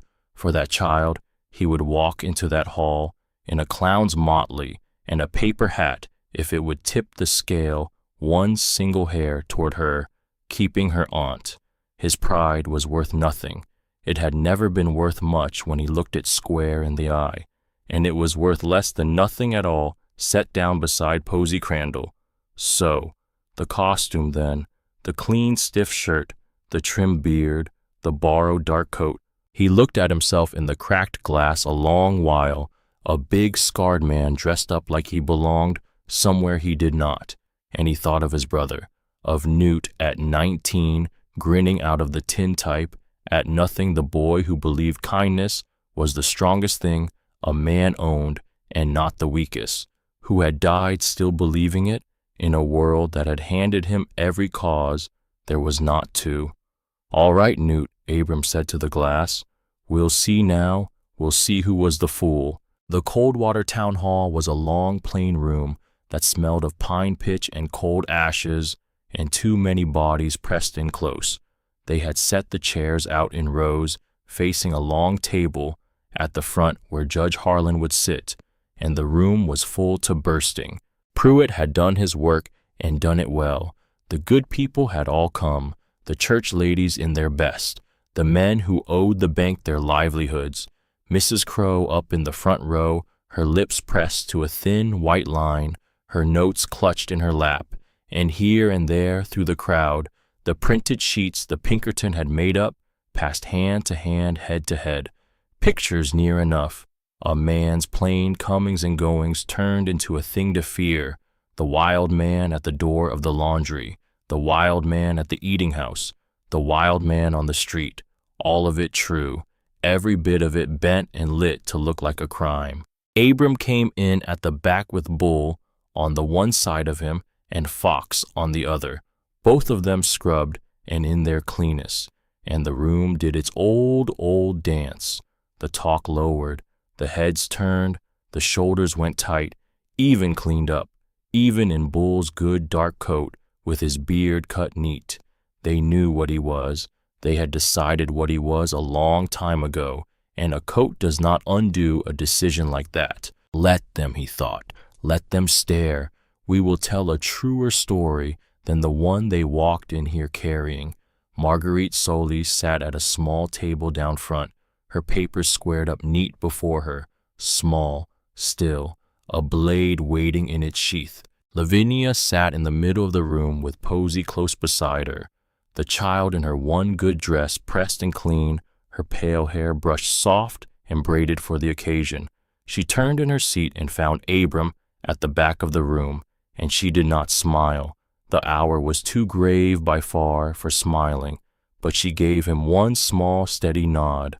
Ready, the look said, I am ready, and it near broke his heart clean in two, that look, worn on a face so small. Judge Harlan came in, and the room stood up and sat back down. He was a heavy red-faced man who looked like he would rather be near about anywhere else on God's earth. He had the petition laid out before him. He had Mrs. Pike's report sealed up in an envelope set at his elbow, and he had, Abram did not doubt for a second, some quiet understanding with the man in the fine gray coat that this whole business would go the way it was meant to go. We are here, the judge said, on the matter of the guardianship of the minor child Posy Crandall. A petition has been raised as to the fitness of the present guardian. I will hear from the petitioner first. He looked out over his spectacles. Mr. Pruitt, Thaddeus Pruitt, rose to his feet. He was every inch of what Fox had said. The fine gray coat, the silver hair combed back just so, the smooth, cold-shaved face of a man long used to whole rooms going quiet when he stood and going his way when he opened his mouth. He carried a thick folder up to the rail. He set it down and opened it slow, the way a preacher opens the book. Your Honor, friends, neighbors. His voice came low and grieved and well-practiced. I take no pleasure at all in this. I come before you tonight as a father, and as a man who loves this town, and who fears, as every decent soul in this room must fear for the most helpless among us, our children. He turned a page. He held up one of the printed sheets for the room to see. This man, he said, and he did not turn to look at Abram, not once, is Abram Hale. He is known across the whole of this territory as the leader of an outfit of wild men who keep to the high country, men with a reputation that rides ahead of them, men, I will say it plain, with paper on their names. A murmur ran through the room, and for some months now this man has fixed his attention upon a child, a motherless girl of 8 years, an orphan, living in poverty with an aunt who, God help the poor woman, is too poor and too worn down to see the danger she has let cross her own threshold and sit at her own table. He laid the sheets out one by one along the rail, the dates, the hours, the visits all in a neat row. I have here a record compiled by a reputable agent of this man's comings and goings, to the eating house, to the school where these children learn, to the very rooms where this child lays her head at night, after dark. He let the words hang in the close air, after dark. I will not tell you what such a thing suggests to a reasonable mind.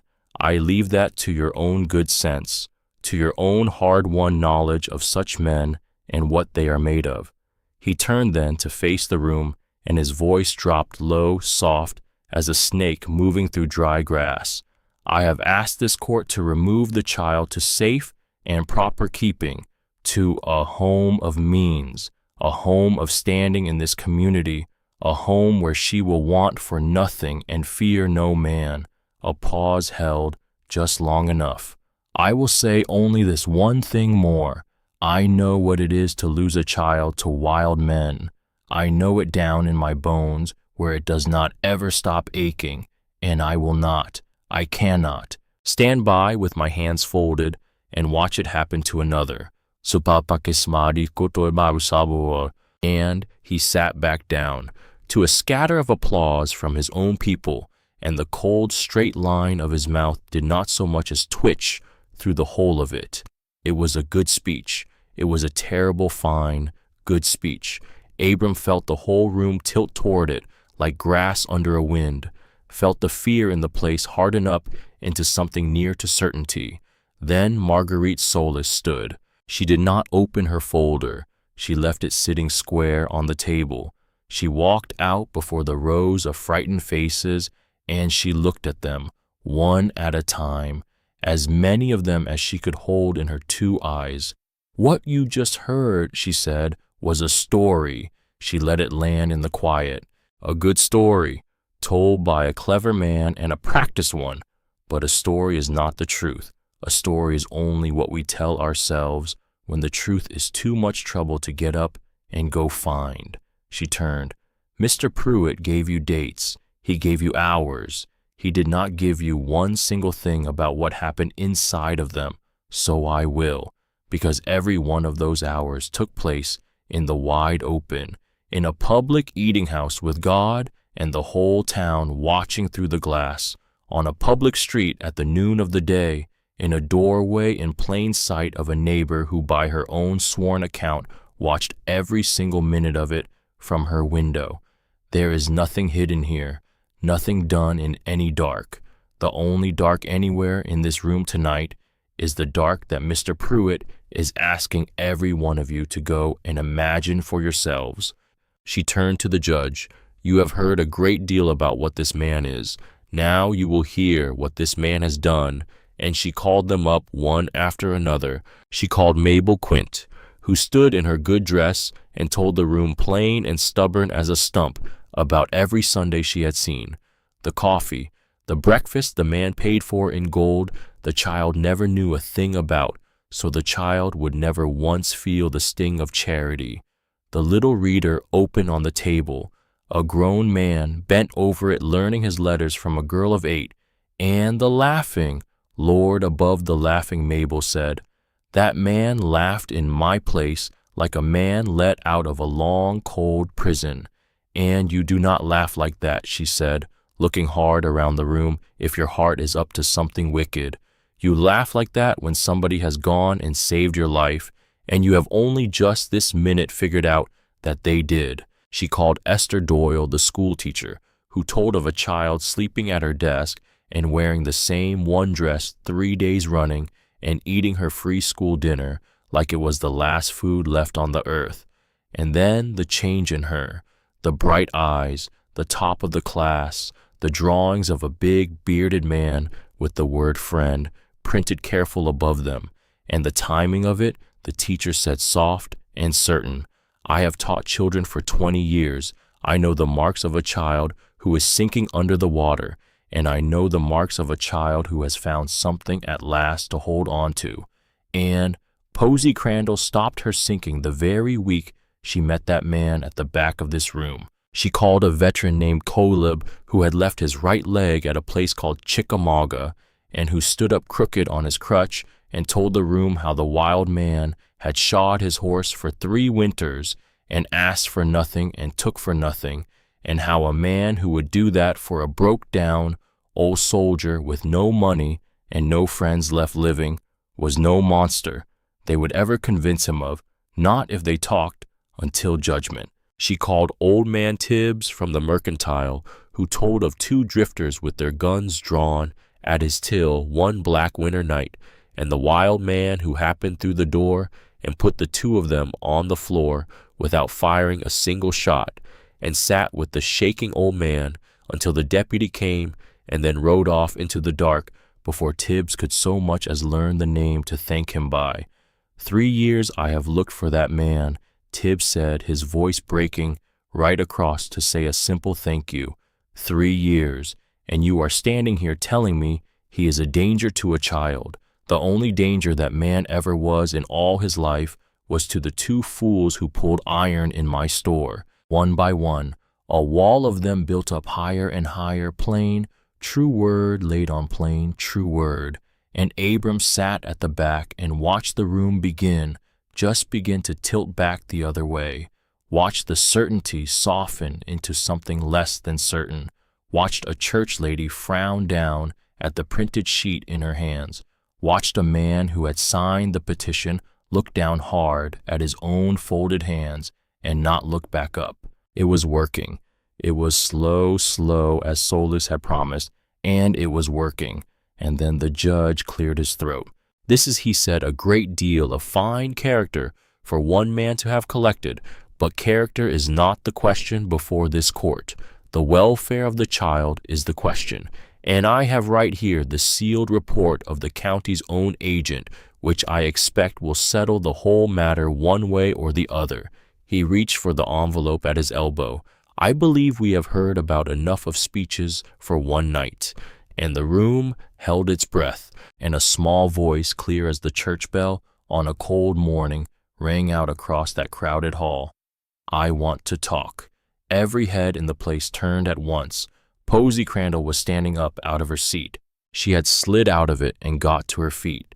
She stood small and straight in her pressed good dress, her chin up, her two hands shaking at her sides.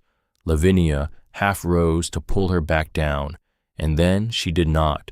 She sat back down slow. She trusted her girl to do the thing her girl had stood up to do. Your Honor, Posy's voice trembled, but it did not stop. I am the one everybody in this whole room is talking about. I am Posy Crandall. Don't I get to say my own part of it? The judge looked thrown clean off his stride. He looked over at Pruitt. He looked back at the small, fierce child standing in the middle of his courtroom. You are a minor child, young lady. This is most irregular. You are deciding where I get to live, Posy said, and who my family is allowed to be, and everybody in this whole room has stood up and talked but me. She swallowed hard. Please, my ma taught me you have to stand up for what's right, even when it's hard. Especially then, she said, so I'm standing up. The room had gone dead silent now, not the frightened silence from before, a whole different one, the kind of silence that falls over a place when something true is about to happen in it, and every soul there can feel it coming. Judge Harlan looked down at the child a long moment, and something in the red, tired face gave way. Come forward, he said. Say your piece then. She walked down the aisle, small, alone, past all the fine coats and the printed sheets and the staring faces. She had to stand up on her toes to be seen over the rail at the front. My name is Posy Crandall, she said. I am 8 years old. My pa died when I was little. He was a soldier in the war, and he came home with scars all over him and a bad lung, and folks crossed the street when they saw him coming because he looked rough.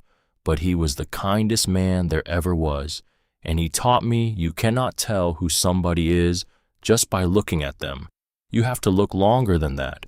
You have to look past the cover of a person to read what's wrote inside. She drew a breath and steadied herself and went on.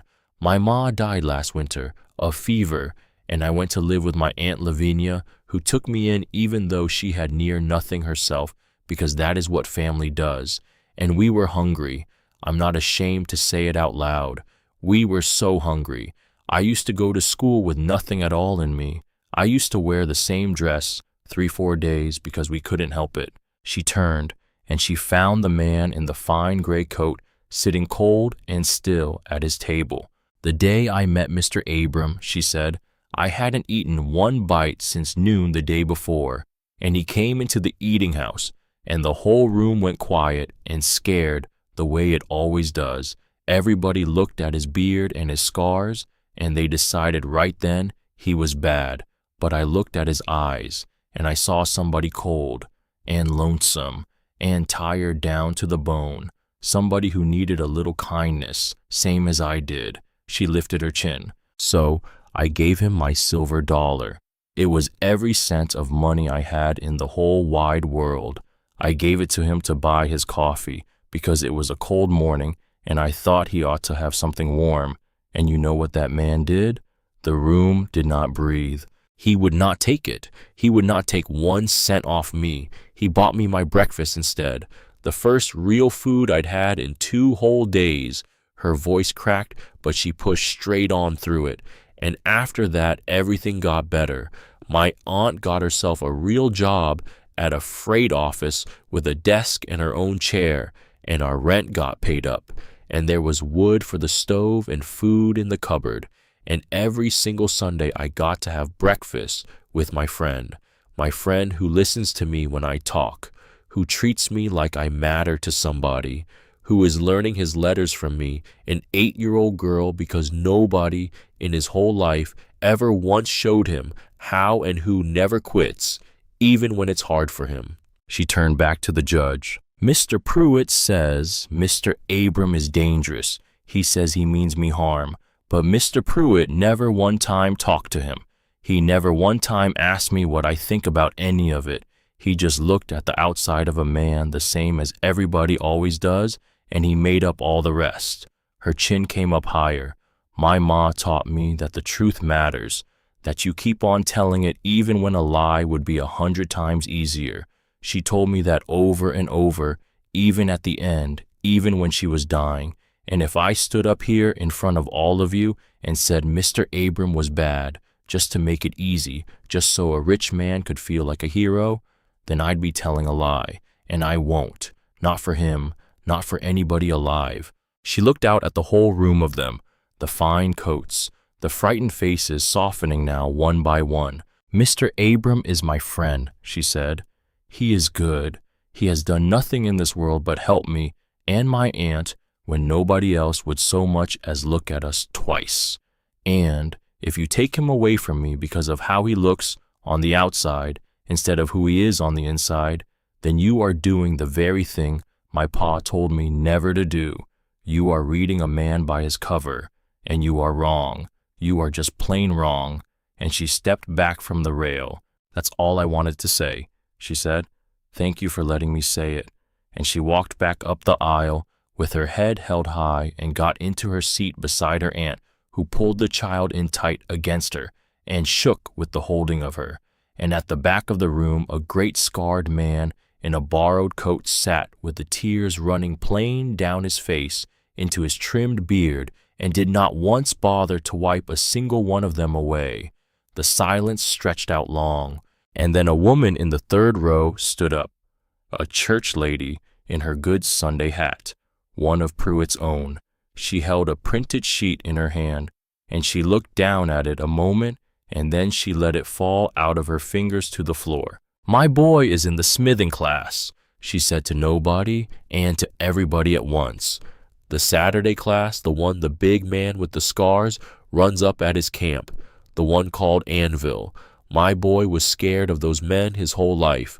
I'm the one taught him to be scared, and now he comes home of a Saturday and he can set a horseshoe true, and all he talks about is how that man is the gentlest soul he ever met in his life. She sat back down hard in her chair.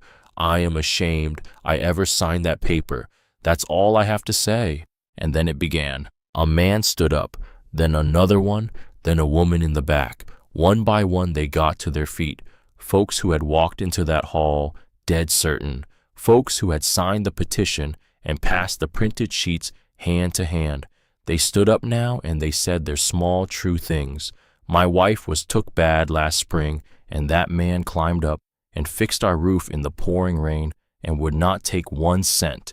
My father is one of the old soldiers out past the creek, and that man has shod his horse 3 years running. My children sit in his sister's school of a Friday, and that big quiet one reads them their stories, and they fight over whose turn it is to sit in his lap. A whole room, slowly, standing up onto its feet, and Thaddeus Pruitt sat in the middle of it all, rigid in his fine gray coat, watching the story he had built so careful come down around him, stone by stone by stone, and the cold, straight line of his mouth did not move, but something in his eyes had begun to, something cornered, something that had run out of room to run. The judge banged his gavel for order a long time before he got any. The whole room was getting away from him now. That is enough, he said. That is enough now. I believe this court has heard the temper of this town plain, But the temper of a town is not the law. The welfare of the child is the law, and the report of the county's agent will settle this. Your Honor, a new voice. From the very back of the hall, a young man had risen to his feet. He had come in late after the hall had filled up and stood unnoticed by the door at the rear in the press of bodies. He was perhaps 21 years old, slim, pale as paper, and he stood crooked, his weight thrown off the one leg, a cane gripped in his hand. There was a faded scar at his hairline, and a stillness about him, a flinching, watchful stillness, the look of a creature that had been badly hurt once long ago and had never quite healed all the way of the fear of it. Pruitt came half up out of his seat. "Royce," his voice came sharp, and all at once afraid. "Royce, sit down. You should not even be here tonight.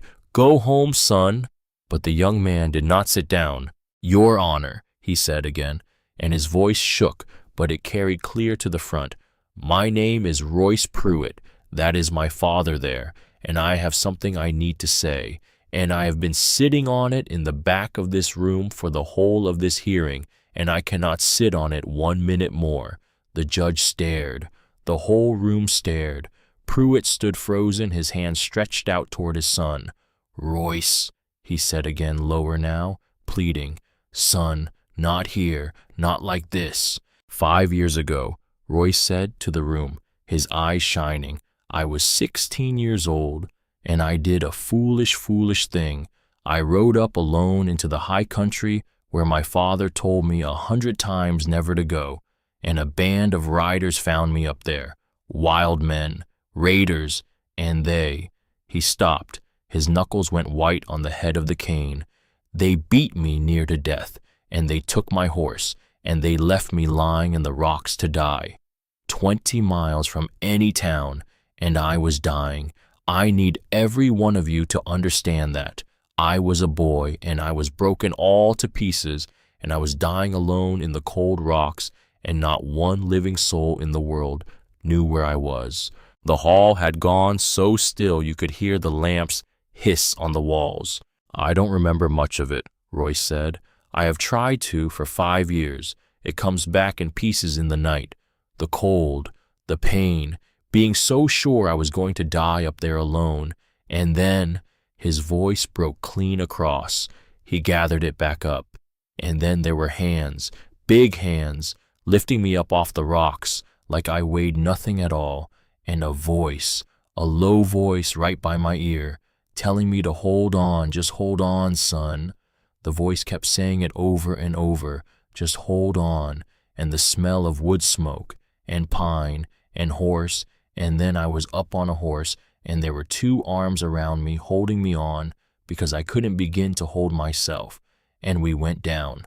For hours and hours and hours, we went down out of those mountains in the dark, and the whole way down, that low voice never once stopped telling me to hold on. He looked at his father, and then he looked for the very first time to the back corner of the room, at the great scarred man in the borrowed coat. I never saw his face, not the whole of it. I was too far gone, my eyes wouldn't stay open. But just before I went under for the last time, I looked up, and I saw a man's face above me, a big man, with a beard and a scar. He raised his hand and touched his own cheekbone, right here, a pale scar right across the cheekbone, and I remember thinking before the dark took me down, I remember thinking, this is the face of the man who is saving my life, and I will know it anywhere on this earth as long as I live. And then I woke up 3 days later in a doctor's bed in a town I had never been to in my life, and the man was gone. He had carried me 20 miles down a mountain and left me with the doctor and ridden off into the dark before I ever woke, and no one knew his name. He never gave it to a soul. He never once waited around to be thanked. He just saved me and vanished back into those hills. Royce Pruitt raised his cane, and he pointed it, his whole arm shaking at the back of the room. "It was that man," he said. "It was him. I have looked at his face for this whole hour, sitting back here, and it is the face, the beard, the scar across the cheekbone, the voice when he answered the lawyer a minute ago. I knew that voice before I even turned around to look. It is him, the man my father has spent 5 years and a fortune calling a monster to anyone who would listen. The man my father stands here tonight trying to take that little girl away from. He turned to his father, and his pale face was wet and ruined, and somehow for the first time in 5 years free. It was a mountain man who broke me, Pa. And it was a mountain man who saved me. The very same kind of man. And you could never once tell them apart. You never even tried. You took your grief and you made it into a war on every rough man in this whole territory. And the whole time, the whole entire time, the man who carried your only son down off that mountain in his arms and asked nothing and took nothing was one of the very men you have been hunting. The hall erupted into noise, and Thaddeus Pruitt stood there in the middle of all of it, white as the grave, swaying on his feet, his hands still stretched out half toward his son, and the cold straight line where his heart had been cracked clean through right down the center, and on his face was a thing more terrible than any rage. It was the face of a man who has just learned in front of his whole town that the thing he hated most in this world was the same thing that had handed him back his own child, that his enemy and his savior had worn the same coat all along, that he had in his grief spent 5 long years trying with all his might and money to destroy the one and only good thing that had ever come out of the worst day of his entire life. He sank back down into his chair, and he put his face in his 2 hands, and his shoulders shook. And the man at the back of the room, the man who had carried a stranger's broken boy 20 miles down a mountain in the dark and ridden off before the dawn, and thought on him sometimes over the years, and wondered to himself whether the world had ever once treated the boy kind. That man sat very, very still, and the pieces came together in him at last, all at once. The boy in the high pass, 5 years back, beat near to nothing, left in the rocks for dead, the boy he had told Lavinia about only weeks ago by the fire in the rain. I think on him sometimes, he had said, whether anybody ever told him there was still good left in the world. He had told him. Carrying him down, he had simply never known the boy's name. He knew it now. Judge Harlan banged for order a long time before the room would give it back to him, and when the hall had finally quieted, the red-faced man sat there with the sealed envelope still in his hand, and he looked down at it like he had forgotten clean what it was, and then he set it down, and he broke the seal on it, and he read what was written inside, and the whole room watched him read it in the silence. He set the paper down on the table. The report of the county agent, Mrs. Winifred Pike, he said, and his voice had changed in him, finds that the child Posey Crandall is thriving in the care of her aunt, that the home, while a poor one, is clean and orderly and full of love, that the child's every need is being met, and that there is no evidence whatsoever, none of neglect, of endangerment, or of any improper conduct on the part of any person in this child's life. He turned the page over. The agent further writes, he paused, he read it out slow, that in 20 years of this work, she has rarely once seen so clear an instance of a child made better by another person's presence in her life, that the man Abram Hale has been by every single account she gathered a force for nothing but good in this child's world, and that the complaint raised against him appears to have been founded entirely upon prejudice and not upon any fact, and that any future complaint from the same source ought to be weighed with that hard truth firmly in mind. The judge took off his spectacles. He looked very old and very tired, and under the tired there was something else, something that looked a great deal like shame. The petition is denied, he said. The child remains with her lawful guardian, Lavinia Pell, whereby all the evidence put before this court, she plainly and rightly belongs. He looked down the length of the room at Pruitt, bowed and broken in his chair. And I will note this much for the record. A man may not use this court to go hunting his own private grief. There will be no more petitions in this matter from any quarter. We are adjourned. And he stood, and the whole room came apart at once into noise and weeping, and 100 neighbors crowding round to take the hand of a man they had walked wide of their whole lives. Posy reached him first. She came tearing up the aisle and flung herself against him, and he caught her up clean off the floor and held her while she sobbed into his neck. I told you, she got out between the sobs. I told you you were good. I told everybody. You did, he said into her hair. You surely did, sweetheart. Across the room, Lavinia stood with both hands pressed hard to her mouth, weeping and laughing both at the once, and could not seem to make her feet carry her a single step. And, by the door at the back, the young man with the cane and the old fresh tears stood looking at the great scarred man holding up the child, and Abram set Posy down gentle on her feet, and he crossed the whole length of that room to him, the two of them, the man and the boy he had carried down a mountain, meeting at last for the first time with both their eyes open. Abram did not know what in the world to say.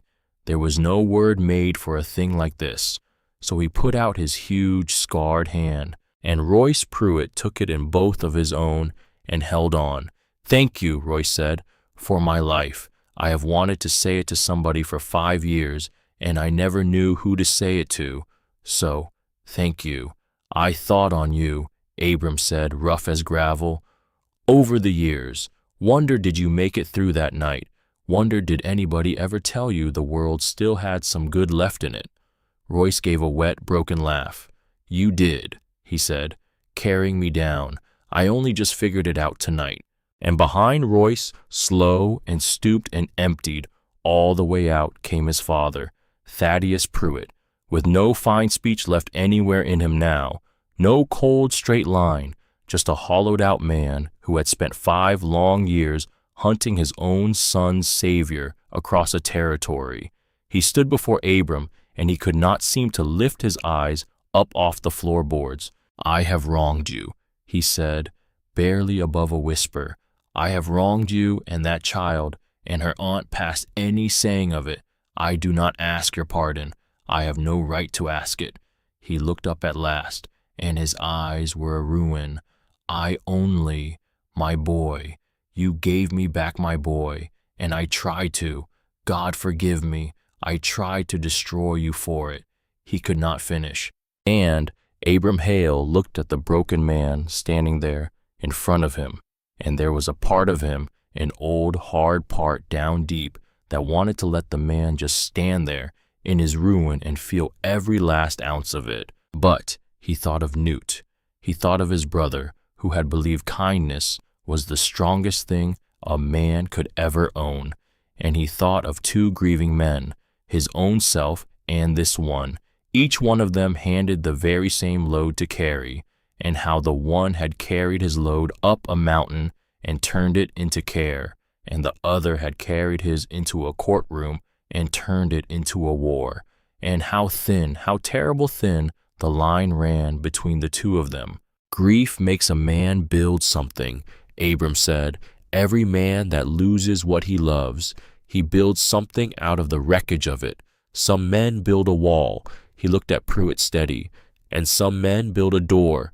You built yourself a wall, mister, a high one, but it is not too late in the day to build something else with what's left. You've got a son standing right there beside you who would help you do it, if you'll only let him. And he turned, and he did not say that he forgave the man. Some things are not made to be done in one day, and that was one of them. But he left Thaddeus Pruitt standing there with his son's hand finding its way to his arm, which was a beginning, which was a great deal more than a wall. It was full dark by the time the 3 of them got back to the little rooms behind the laundry. Posy was asleep before her head had hardly touched the cot, wrung all the way dry by the longest day of her short life. Abram carried her in and laid her down gentle, the way he had laid down a mended wagon wheel, the way he had laid down a broken boy in a high pass once, with those huge, careful hands.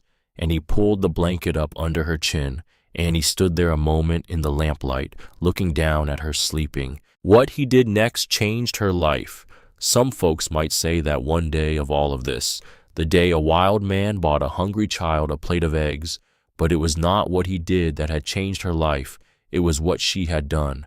That child had walked the whole length of an eating house and put everything she owned in the world into the hand of a monster, and it had changed his.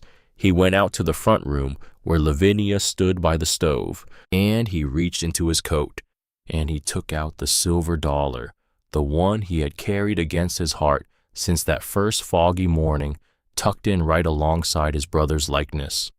"I ought to give this back to her now," Abram said. He set it down on the table between them. "It's hers. The worst of it is past. There's no need any more for me to be carrying her last coin around." But Lavinia was looking at the silver dollar on the table, and her face had gone strange and pale. "Abram." She picked it up slow and turned it over in her cracked red fingers. "Where did you get this?" "From Posey. The first day we met. She gave it to me for my coffee, and she would not be told no, so I kept it, same as I told you." He frowned. "Why?" "This dollar." Lavinia's voice had gone soft and shaking. "I gave this to Posey, or I thought she still had it put away safe somewhere. I never once knew she'd." She had to stop. She pressed the coin to her chest. "Sit down, Abram. Sit down, you great fool, before I tell you what this is, because I do not think your legs will hold you up for it." He did not sit. He never once in his life could be told. "This dollar," Lavinia said, "was my sister's, Susanna's. She gave it to Posey on her deathbed. It was the very last thing on this earth she pressed into that child's hand before she passed." She held it up to the lamplight, and her eyes were full. "And it was not Susanna's first. It was Micah's, the girl's father. He carried this one coin clean through the whole of the war, through every battle he was ever in. He used to say it was his luck, that it would carry him home to her." Her voice broke. "And it did. It carried him home, broke and scarred and dying slow, but home. And when he passed, Susanna kept it by her. And when Susanna was dying herself, she pressed it into Posey's hand, and she said to her, 'This is your pa, and this is me. This little coin is the both of us together. You hold on to it. And when the world goes darkest on you, you hold this and you remember you came from people who loved you and who came home." The room had gone very, very quiet, only the little stove ticking as it cooled. "That is what she handed you, Abram Hale," Lavinia whispered, "that foggy morning, to a stranger she had never once laid eyes on before, because she thought he looked cold. She did not hand you her last dollar. She handed you her mother and her father and every last bit of luck and love and coming home that she had left to her name in all the world. She gave a stranger the whole of her family to keep a cold man warm, and the great scarred man who had carried a broken boy down a mountain and not wept, who had buried his only brother in the cold ground and not wept where the hard men could see him do it, who had held his own breaking behind his teeth for 40 long hard years. Abram Hale put his face in his 2 hands, and he wept. And Lavinia Pell crossed the small room to him and put her arms around as much of him as she could reach and held the great shaking of him. And the 2 of them stood there like that a long while in the lamplight in the small warm room he had filled up with split wood and mended things, while in the next room a child slept, safe and sound, a child who had given away everything she owned in the world and gotten back in the strangest way this old world has of working a whole family in its place. He came back the next Sunday. Of course he came back. He would come back every Sunday. There was now until he was too old to sit a horse, and every other day in between that they would have him. But that Sunday was a little different, because that Sunday when the breakfast was eaten and the dishes were cleared away, Posy set her mother's Bible down on the table, the old soft, worn Bible that had crossed the plains in a wagon and sat at 2 deathbeds, and she pushed it across the table to Abram, and she laid her small finger under a line. "You read it," she said. "I've been listening to you stumble through that old reader for weeks now. I think you're ready for the real thing. Go slow. It's not a fight.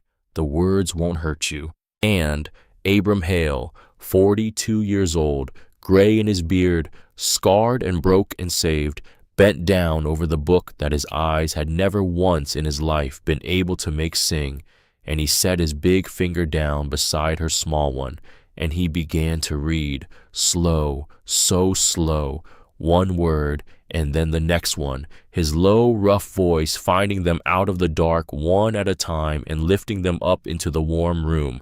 "Let not your heart be troubled." He stopped. He looked at it. He went on, "Neither let it be afraid."